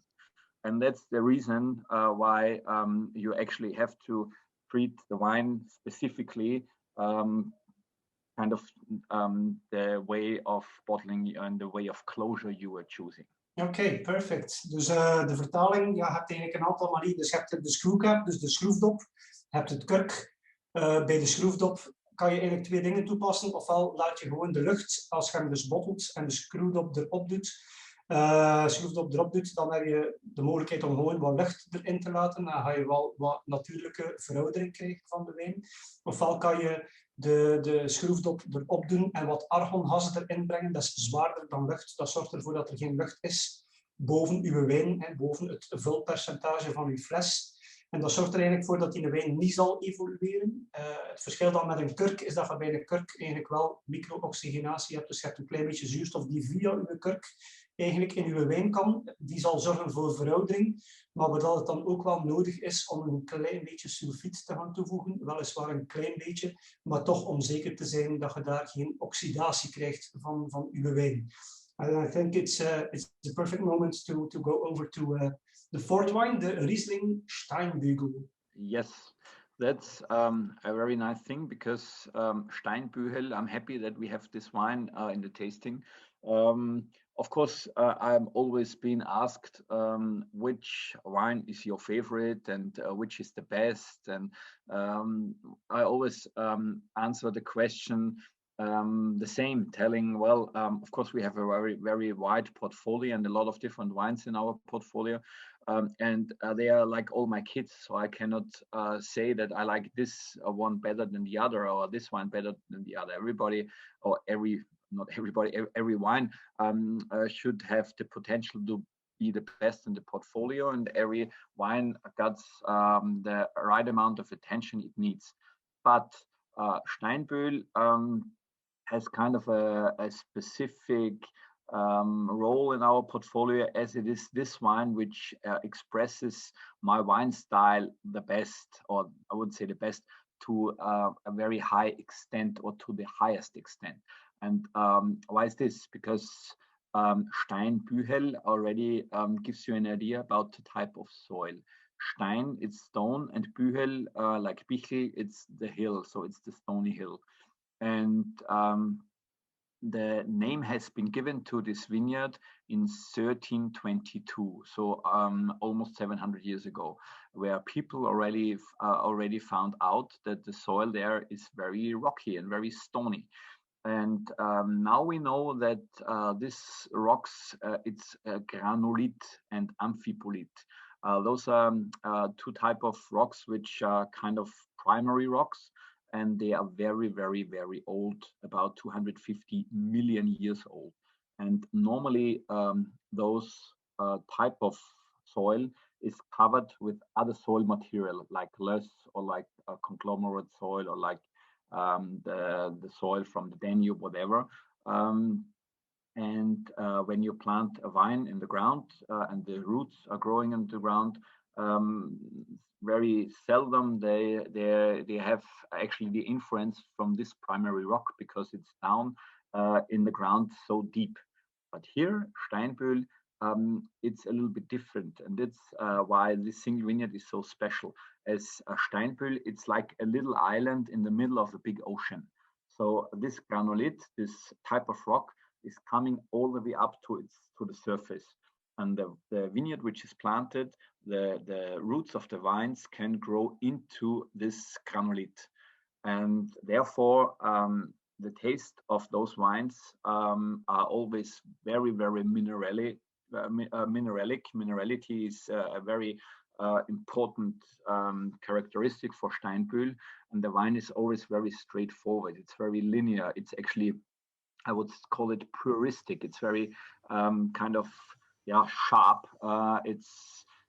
It expresses the wine style which I want to have in all of my wines to the most, as the wine style always should be elegant, fine, structured, a little bit more feminine, and that's what Steinbügel is about. And I just want to add something. This is a vintage I like very much. 17 it's a fresh vintage, and this is what Riesling needs to be, you know. And we have now some bottle aging, still starting. It's still starting, but it is, and at the end, it's going to be a very, very, very beautiful wine. I remember that I already bought the 17, and I rebought it because I really like this vintage and this wine. And at the same time, I also want to introduce, because I have a movie about your cellar. So it could be nice to show your cellar, and let's hope that we can hear what you are telling. If not, Michael, then you can add, by the way, your comments. Dimitri, I have someone who said that you should the computer sound in Zoom, you have to put it on, and then you have no problem with the sound. Ja, dat is van bovenaan, als je zo aan het sharen zet, krijg je zo een balkje. En daar heb je zo settings of zo, en daar moet je enable computer sound toe. Alright. Ik geef het maar mee. Advanced. Dat is gemakkelijk, hè, Dominique. Video heb ik hier staan. Hè? Maar je moet eerst je scherm sharen en dan... ja, op die manier. Ja. Oké. Maar ik ga een keer sharen, hè? Sharing is caring, hè? Dominique, niet weglopen, nee, want kan je misschien nog nodig hebben straks. Wacht, dan zat ik hier. Sharing. Alright. Basic. Dan heb ik hier die video, dat ik nu op share duw. Ja. Zie je hem al? Ja. Op uw scherm heb je bovenaan normaal gezien een balk. Die gaat verschijnen als uw cursor erop komt. Ja, het is beneden bij mij, maar goed. En ik heb een volume, en dat volume staat aan, voor een bak. Dus we gaan een keer proberen. Hoor, houdt er iets? Machtig, hè? Alright, maar goed.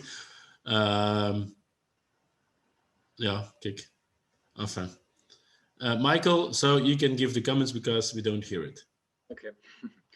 Well, yeah, I just made a short movie to give you a little bit of an idea how it looks inside the winery. So you see the monastery behind me, and there is actually the entrance to the winery. We go inside and go directly to the left down to the cellar. Actually, the part you see right here, that's the oldest part from 1722, where everything developed. And what you also could see is that it's not a new modern big winery set in the ground. It's a winery which kind of developed and which grew through the generations. Now we go down and you see like the old part of the cellar here to the right. What you see actually, by the way, all the bottles laying down here, that's all sparkling wine. So as I mentioned before, sparkling wine, it's very important to us as we do own sparkling wine coming from our own grapes, and we do the bottle fermentation here in the winery. We do the disgorgement in our winery. My dad started in 1976 as the first wine grower in Austria. I want to add something because you learned me that you can see there are lats. That's called sur lat, they call it. Mm-hmm. And here you see, there's een latten tussen iedere laag. En dat is opmerkelijk, want normaal zien we zo'n lat en dan een paar lage flessen en dan weer een lat. In kwestie dat ze niet verschuiven en zo verder, dat is een mooie stapelen. Maar hij doet dus op iedere laag een lat, omwille van het feit, I'm going to let him explain. Why do you do a lat on every row? This is something remarkable, I find. Yeah, it is. I think it's actually it used to be the traditional way how the fermenting bottles have been stored, and you have to think about that while fermentation, no matter if it's in a bottle, in a barrel, or in a big tank, there is an increase of temperature when the sugar gets transformed into alcohol. And actually, that's the reason why when you ferment wine, you have like very often stainless steel kind of tanks where the temperature can be controlled much better. And when you see the bottles, of course, it's not so easy to control the temperature, and that's why we bring the temperature down in the cellar, where it's much cooler than upstairs to ferment. And when you think about, you have a lot of, let's say, 10,000 bottles, and the bottles would be stored bottle on bottle without the space in between. The temperature in the middle of this lot would would be higher than on the edges, even down in the cellar where it's cool. But the warmer temperature would be kind of kept in the middle as it couldn't disappear, and on the side it would be cooler, which would have an effect on the quality on the sparkling wine at the end. So in the middle where the temperature is higher, the fermentation would also be quicker, and the mousse, the bubbles would be not so fine and elegant. If you would take a bottle from the side where the fermentation takes longer and it's slower because it's cooler, then you have a more elegant mousse. The bubbles are fine, elegant, and more kind of smaller bubbles, and that would be actually then a better bottle of sparkling wine. And when you have those little luts, this little kind of wooden dispensers, then you can guarantee that there is an airflow in between, and the temperature would be the same in each bottle, no matter if it's in the middle or on the side, and the quality is also constant high because the fermentation takes slower and it's kind of longer, and then the mousse and the bubbles are much more elegant. Here you see that it's actually a cellar built by my granddad in 1966. That's much younger, as you can see on the ceiling, and where we have all the big wood casks, which are very important to the kind of terroir-driven characteristic I already explained before, because the wine after the fermentation quite often takes place in stainless steel, as temperature, especially for spontaneous fermentation, is very important, and that's better under control in stainless steel. But after the fermentation, the wine is coming down into the big wood casks, where the wine can clarify to a certain extent by itself, and it's not necessary to filtrate.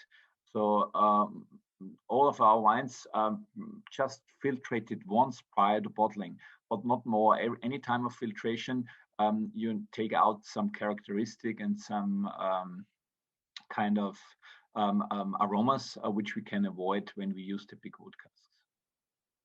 And here to the right, there is another part of the cellar which was built in 1988, where we have the barriques, like the small wooden barrels, oak barrels, and acacia barrels, where we develop the reds and also some Chardonnay and Pinot Gris. And that's actually what I wanted to show you, that you have an idea how it looks down in the cellar. Like you have seen, they make a lot of sparkling wine. At this time, we do not have it on the price list. Sometimes it could happen that I order some white and rosé, because he makes really magnificent sparkling. But seeing the movie again, I feel like I need to buy sparkling again. Yeah, exactly. It's time for more sparkling. No, it's really, I mean, it's sparkling wine. It has, as I said, has an important role. And when I'm thinking back the last 10, 15 years, of course, Gruner, Veltliner, and Riesling have been always a big game in our player. But the sparkling wine and also Pinot Noir, that's actually the two wines where I invested the most time and also the most money within the last, let's say, 10 years, even to improve. And what I did when I took over the winery, actually I took over from my dad in 2008 concerning sparkling wine. I actually extended the time on the lease in the cellar on the bottle before disgorging, and that allows me also not to give a dosage. So the sparkling wines are very dry. They are very focused to the terroir, as the still wines as well. But due to the longer time on the lease, so they stay on the lease at least 3.5, 4 years, 5 years. They are also nice and balanced. They are creamy. They are soft. They have a very elegant and fine mousse, but without being sweet. And that's what I liked a lot. You have to bring some more sparkling in, and you should give it a try. I just have a question, but you don't have to give the answer immediately. I propose you give the answer at the end of the session, because it's an interesting question.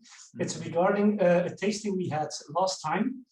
And someone also, I was just mentioning the same question, in fact, as Peter, who followed the tasting that we had from the German Mosel, from Hermann Löwenstein, who's kind of a rebel, let's say, and who said that the petrol that you have in Riesling is in fact a default. It's a fault. It's not correct. You shouldn't have it in a Riesling. But it's a nice question to have maybe at the end, so you can think about it, Michael. Well, it's a good question. Of course, it's a question which I haven't been asked the first time, or which we haven't been discussing the first time. So of course, I have an opinion and a meaning about this question, which I can tell you immediately, or we can talk about it later, whatever you want. Well, I propose we go to the reds, yeah. And then after the reds, we can go on to that one. But maybe before we go to the reds, let me show you one more picture. Actually, that's what I wanted to show.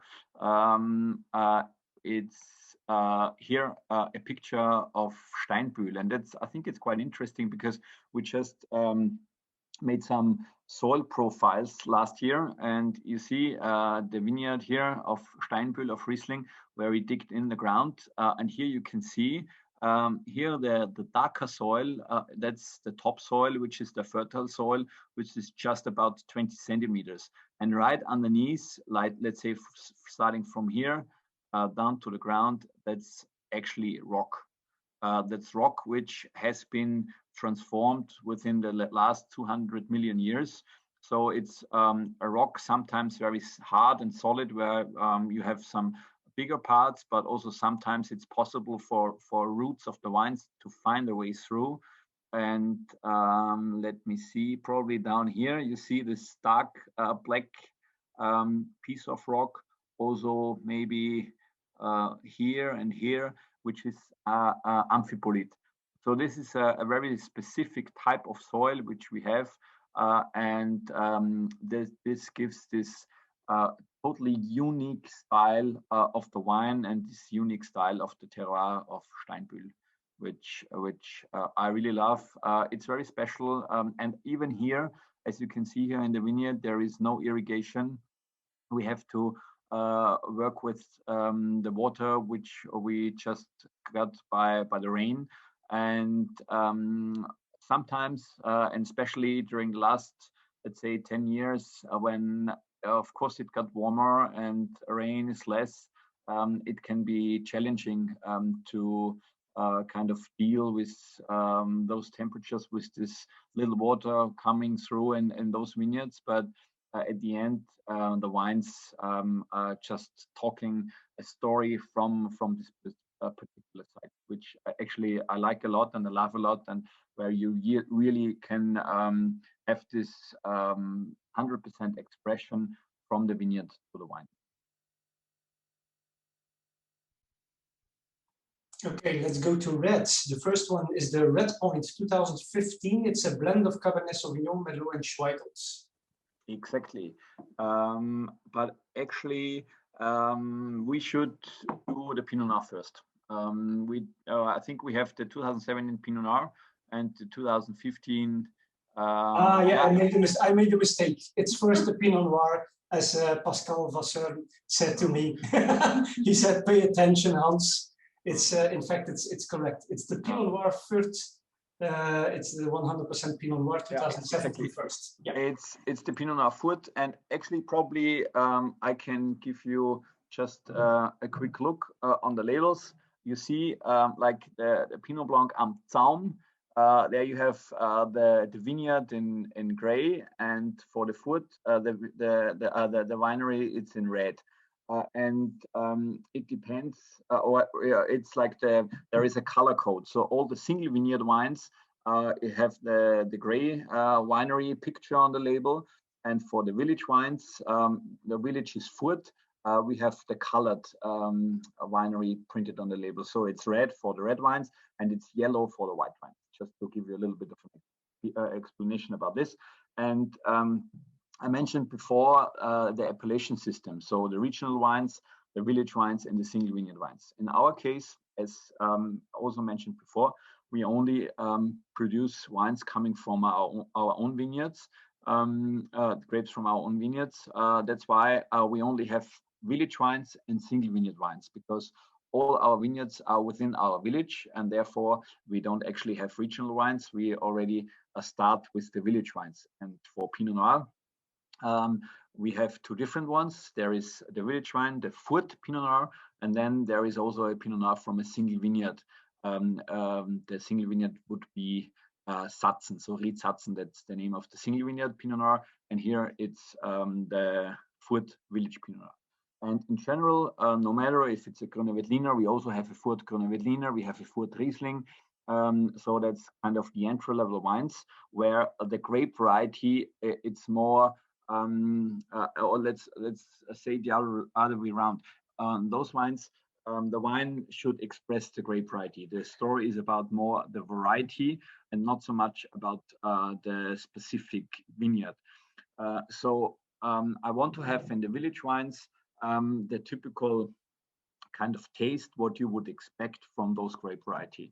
And Pinot Noir, actually, it's a grape variety which I love a lot, because Pinot Noir gives always elegant and fine and feminine wine style, which fits very good to kind of my characteristic of all of my wines. And here with this Furt Pinot Noir, you have this nice, light, shiny, fruit-driven characteristic of a red wine, and that's what I want to have in this bottle. And I would say, but I'm sure you know this, because I guess you are all familiar with Pinot Noir. There is white wine, there is red wine, and there is Pinot Noir. As Pinot Noir is so different to any other grape variety. That's why you can see it's lighter in color. It's also lighter in smell and taste. It's more fragile. It's a very sensitive grape, so it's totally different to treat in the vineyard. And it's what I think everybody comes to the point to love Pinot Noir. Of course, Pinot Noir, I think you probably have to have many glasses of wines already, or ahead or before, that you come to the point that you like Pinot Noir. Because Pinot Noir gives you more dimensions. Although it's light, although it's lighter in color, it's doesn't have this kind of creaminess which sometimes a Merlot or another grape variety can have, which gets a very high concentration. But that's not the aim what you want to have in a Pinot Noir. So you want to have those fine and elegant style.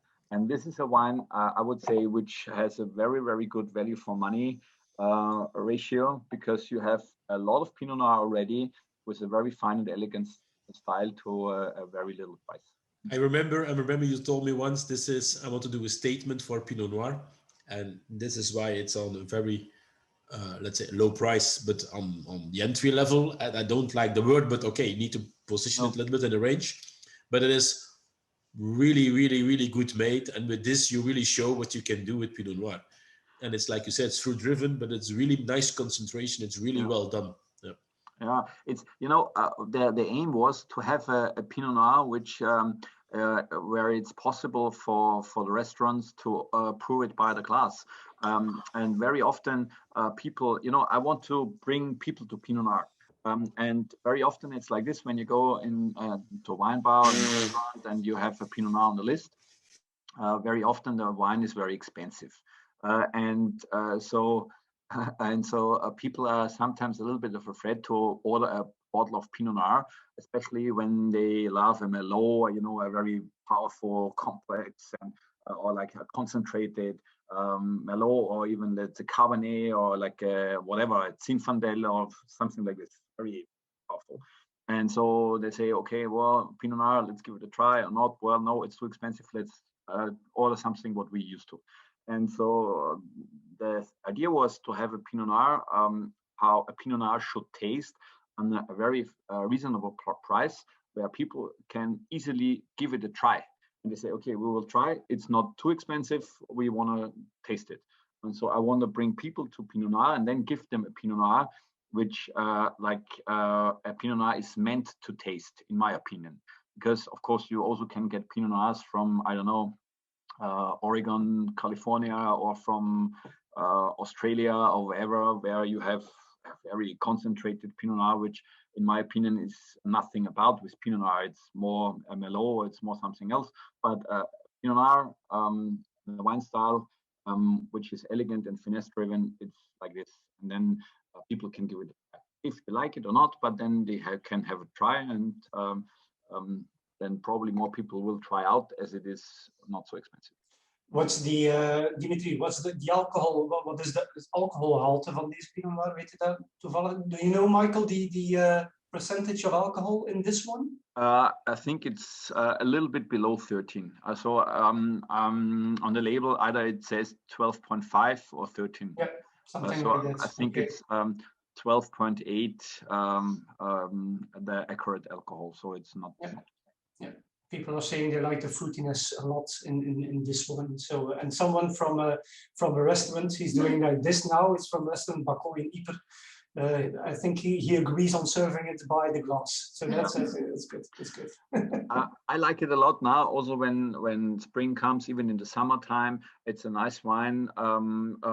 Also to drink in a warmer kind of time of a year. You always should drink it a little bit cooler. So in general, red wines, especially in Austria, they are always kind of put with too high temperatures. White wines are always too cold. Red wines are always too warm. That's the problem in Austria. But when a wine is too cold, okay, it will get warmer in the glass by itself. But when you pour it in and it's too warm already, then you have a problem. And for Pinot Noir, it's a wine which needs a little cooler temperature. So I would suggest to serve it with about 16 degrees maximum. And then it's also a nice wine which you even can drink in the summer. It's a nice one to have, little chilled with some meat, I think. Yes. Perfect. Cota los met deze wijn, lichtjes gekoeld. Temperatuur dat we nu hadden, perfect. Niet waar, Pascal? Voilà. Okay, and then we go to the red point. It's the last one of our flight. It's the Cabernet Sauvignon Merlot Schweigelt blend. Exactly.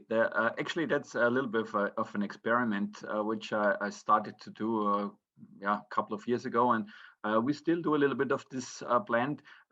Actually, there is a story also with Cabernet Sauvignon, as my dad planted one of the first Cabernet Sauvignon vineyards in Austria in 1980 already in our area, at the time where it was not that important where the wine was coming from. When you have a look, or when you think about the map, we have been, Dimitri showed at the beginning, or what I had on my slides, like let's say Austria, the wine growing areas is more on the eastern, the southern part, and now of course there is the Burgenland, where there is the most Pannonian warmth influence. That's the region where there is the Blaufränkisch grown, and there is Cabernet grown and Merlot grown, and there you get wines with a lot of concentration. And the Danube area now is famous for the gruner and Riesling, maybe also a little bit for sparkling wine. But now, you know, every region has their grape varieties where everybody thinks, okay, that's what you have to get from. 1980, it was not the case already, because it was just the question about where can we get a good bottle of white wine, a good bottle of red wine, and no matter where it was coming from. And my dad was kind of a little bit of a red wine pioneer in Austria as well, if you want, like this, even if we are in a typical white wine area. And even now, we have about, let's say, 25% or even a little bit more of our vineyards are planted with red grape varieties, which is really a lot for an area where the white wine is very dominant.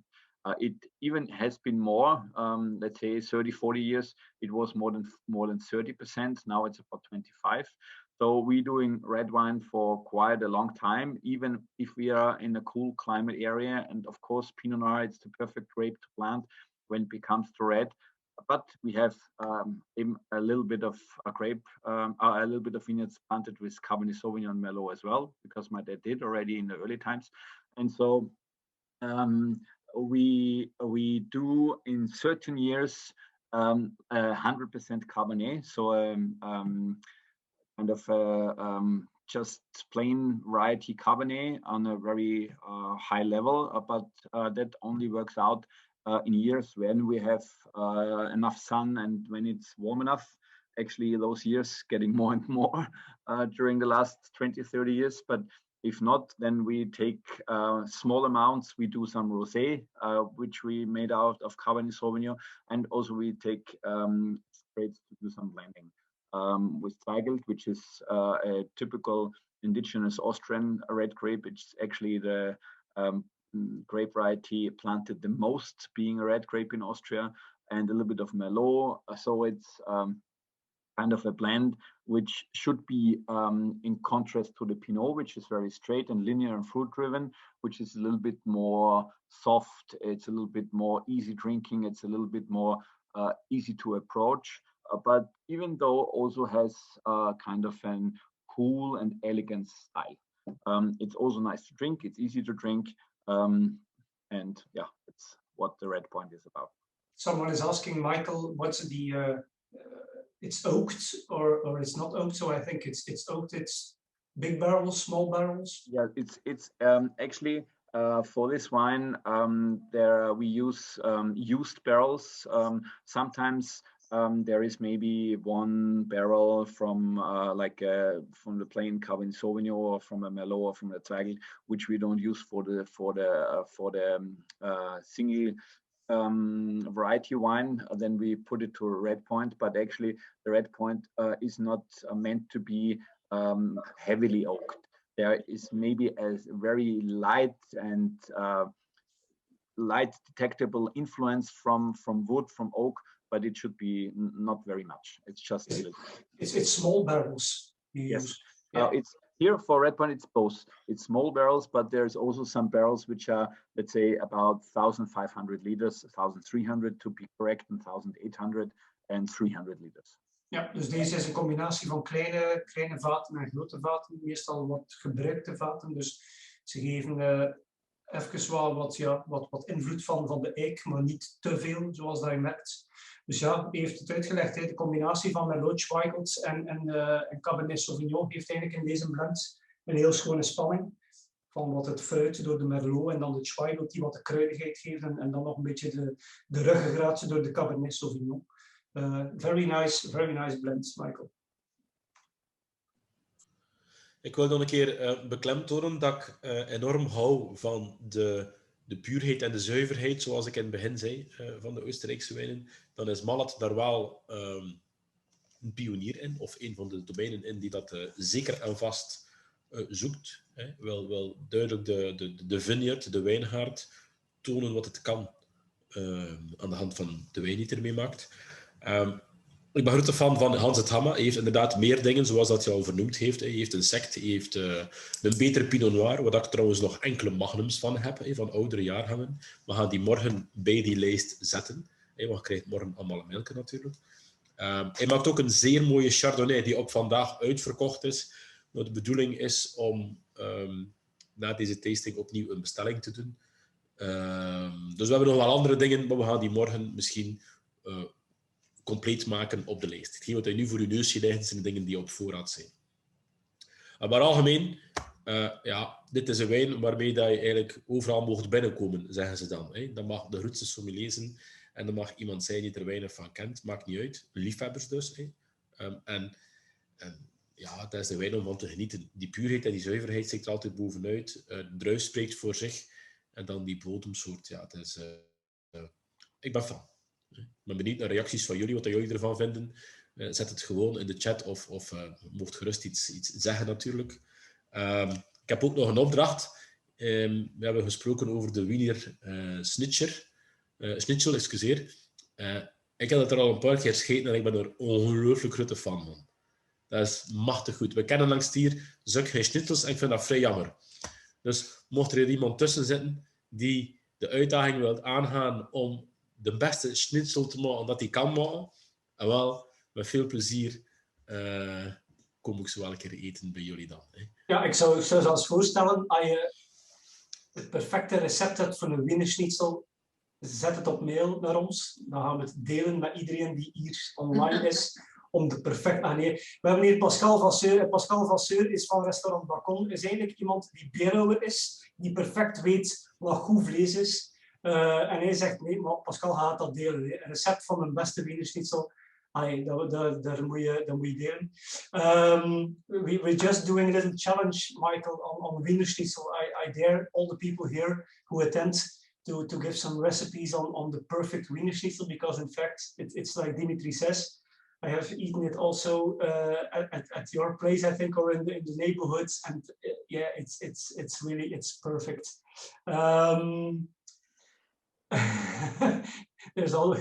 We have someone amongst us from a restaurant, and before that he was a butcher, so he knows what good meat is. So I think we will have some very good recipes on Wiener Schnitzel.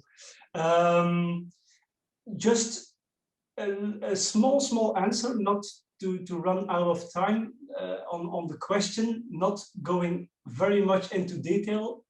What do you think about the Riesling and the question that we had about the petrol in the Riesling? What's your opinion on that? My opinion is that I would accept a certain amount of petrol on a Riesling, but not too much. You know, if this exceeds, then it would be kind of a fault or a faulty taste. It's probably similar with some reds with Brettanomyces. It's also, if you have it a little bit, it's okay. It can give an extra dimension to the wine. It can give an extra kind of taste to the wine. But it should not be dominating the wine. And that's the same with petrol and Riesling. If it's too petroly, if the petrol dominates the wine, then the wine is not good, because you cannot taste the aromas of the Riesling, you cannot taste the aromas of the vineyard, then it's too much. If it's just a little bit and it's kind of just to enhance the minerality, then I would say, yes, it's fine, but not too much. Okay, yeah. Thanks a lot. The best wines of the perfect wine has a small imperfection. Yeah, I like it. Yeah, that's a Japanese wabi-sabi we're talking about. Yeah. Oké, dus ik denk dat we hier bijna kunnen afsluiten. Dus je weet zoals altijd dat we de café nog wat open laten voor iedereen die online wil blijven en die eventueel nog vragen wil stellen.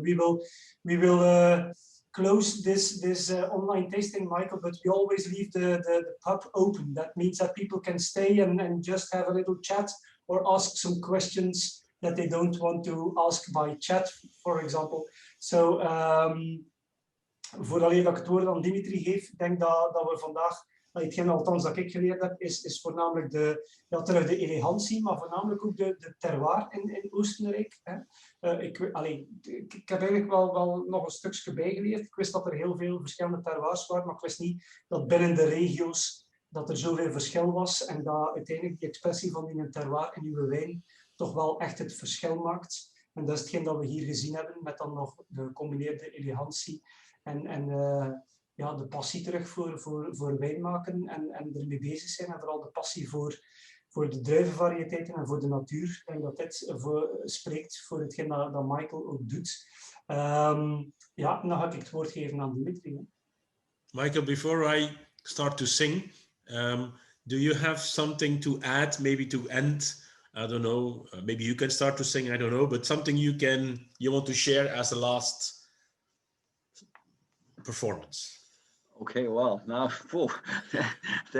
that's a big announcement. Well, no, I mean, actually, it was a pleasure spending the last 2 hours telling you about our winery, about our wines, about my philosophy of wines.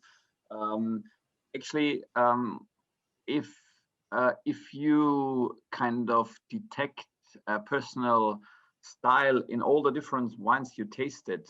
We have had tasted 6 different wines, two gruners, a Riesling, a Pinot Blanc, 2 different reds. So different grape varieties, different kind of style of wines. But if I would say, I would be very happy, and I would have reached my goal as a winemaker if you can see a personal handwriting in all the wines, which comes to Malat, or which comes to Michael Malat. I hope that you could detect that it's always elegant and fine. So that's what I want to give as a message, as our wines are always like this. They are never kind of opulent, they're never fat. And yeah, I hope you like them. I hope you keep them in good memory. You know where to buy. And please come. I hope it will sooner than later will be possible again to travel and come to Austria, visit us at the winery, have a look how it looks in real. And yeah, thanks for your attention, and keep on drinking good wine. That's what it is. We didn't mention, but I'm going to show it directly after we finish this tasting. They also have a really, really, really nice hotel. I'm going to show you the rooms in a couple of minutes, but if you want to stay there, you can book them by internet, I guess, or ask me and I bring you in contact with Michael. So it's the perfect place to stay if you are going to Austria. So they do also a little bit of tourism, wine tourism, we can call it. Yeah, yeah, a little bit. It's a very small hotel. We only have 10 rooms, so 10 suites actually. Yeah. But it's nice. It's a nice place. Ja, je kunt dus in het bad zitten en een overzicht en dus een view hebben over de Hohlgraben while you are taking a bath. Yeah. Yeah. So I can advise you that. And hopefully having a glass of Hohlgraben in your hand when sitting in the bath. Ja, perfect. So, iedereen bedankt voor erbij te zijn. Michael is een van de absolute topproducenten in Kremstal. Dat is iemand die, ja, ze heeft het verteld, sinds generaties al bezig is en wel iemand die het verschil maakt. Ik vind het een fantastisch alternatief. We hebben dat eigenlijk niet aangehaald, maar bon, wat houdt er juist ernaast? En dan Kremstal is zo'n beetje de underdog. En daar hou ik enorm van. Je gaat dat niet graag horen dat ik dat zeg, je gaat het nu wel verstaan natuurlijk. Maar goed, het is de verrassing. Het trekt meer de kaart van de verrassing. Het is zeer puur, het is zeer zuiver. Het zijn wijnen dat je met heel veel plezier deelt met mensen dat je graag ziet. En die je hoesting doen krijgen door meer. Ze zijn zeer drinkbaar, maar tegelijk ook heel intelligent gemaakt. Dat is eigenlijk het woord. Dus ik hoop dat je fan zit van deze wijnen. Ik alleszins. Ik vind zijn signatuur terug in deze wijnen. Proficiat daarvoor, Michael. Maar goed, zoals gewoonte gaan we je morgen een mailje sturen, uiteraard. Dat doen we altijd. Of Hans gaat dat doen.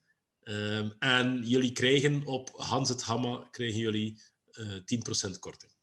Dus dat is wel leuk. Ik moet dat eigenlijk toch bestellen. Dus mocht je nog een sect willen of mocht je nog andere dingen willen, misschien zetten we wel Hans terug. Hans tak, Hans het Hamma. Hans het Hamma. En Hans het Hamma is niet altijd gemakkelijk in West-Vlaanderen natuurlijk. Maar ik ga dus inderdaad een mailje sturen met het feit dat je de korting krijgt op het volledige gamma. I just want to give some feedback to you, Michael, about people who were attending who say they thank you a lot for your professional explanation and they really liked the modesty and the passion in your explanation. So I think that's a really perfect feedback. Yeah, it is. That's, of course, for me, and that's probably I can mention this as well. I mean, I've been talking about the authentic and very personal wine style a lot this evening. But when I took over the winery, or actually when I finished high school, it was of course the moment for myself to think about and to reflect. Taking over the winery, is this what you want to do for the rest of for life? And I said, well, actually, yes, because I have the chance to make the wines 100% the style I want to have. And that's the good thing also about our size. It's not small, so we can make good business. It's big enough also to be on an international kind of showcase, so I can export. It's great to have tasting like today with international people. But we are not that big that I need to adjust the taste of the wines to the customer's needs or to a taste which where I can sell the most bottles. So that's the good thing. So making the wine is that much fun to me because I can make it to the 100% I like the wines. So all the wines, they are made like this, how I like it. And they are not kind of made for any sales statistics or any, I don't know. It's also like this, that the way I produce the wines, it's not the way I'm making the most money. It's the way it makes most fun for me. And that's what's all about. And if somebody likes the wines, I'm very happy because that's 100% my personality. It's 100% my style. It's 100% authentic.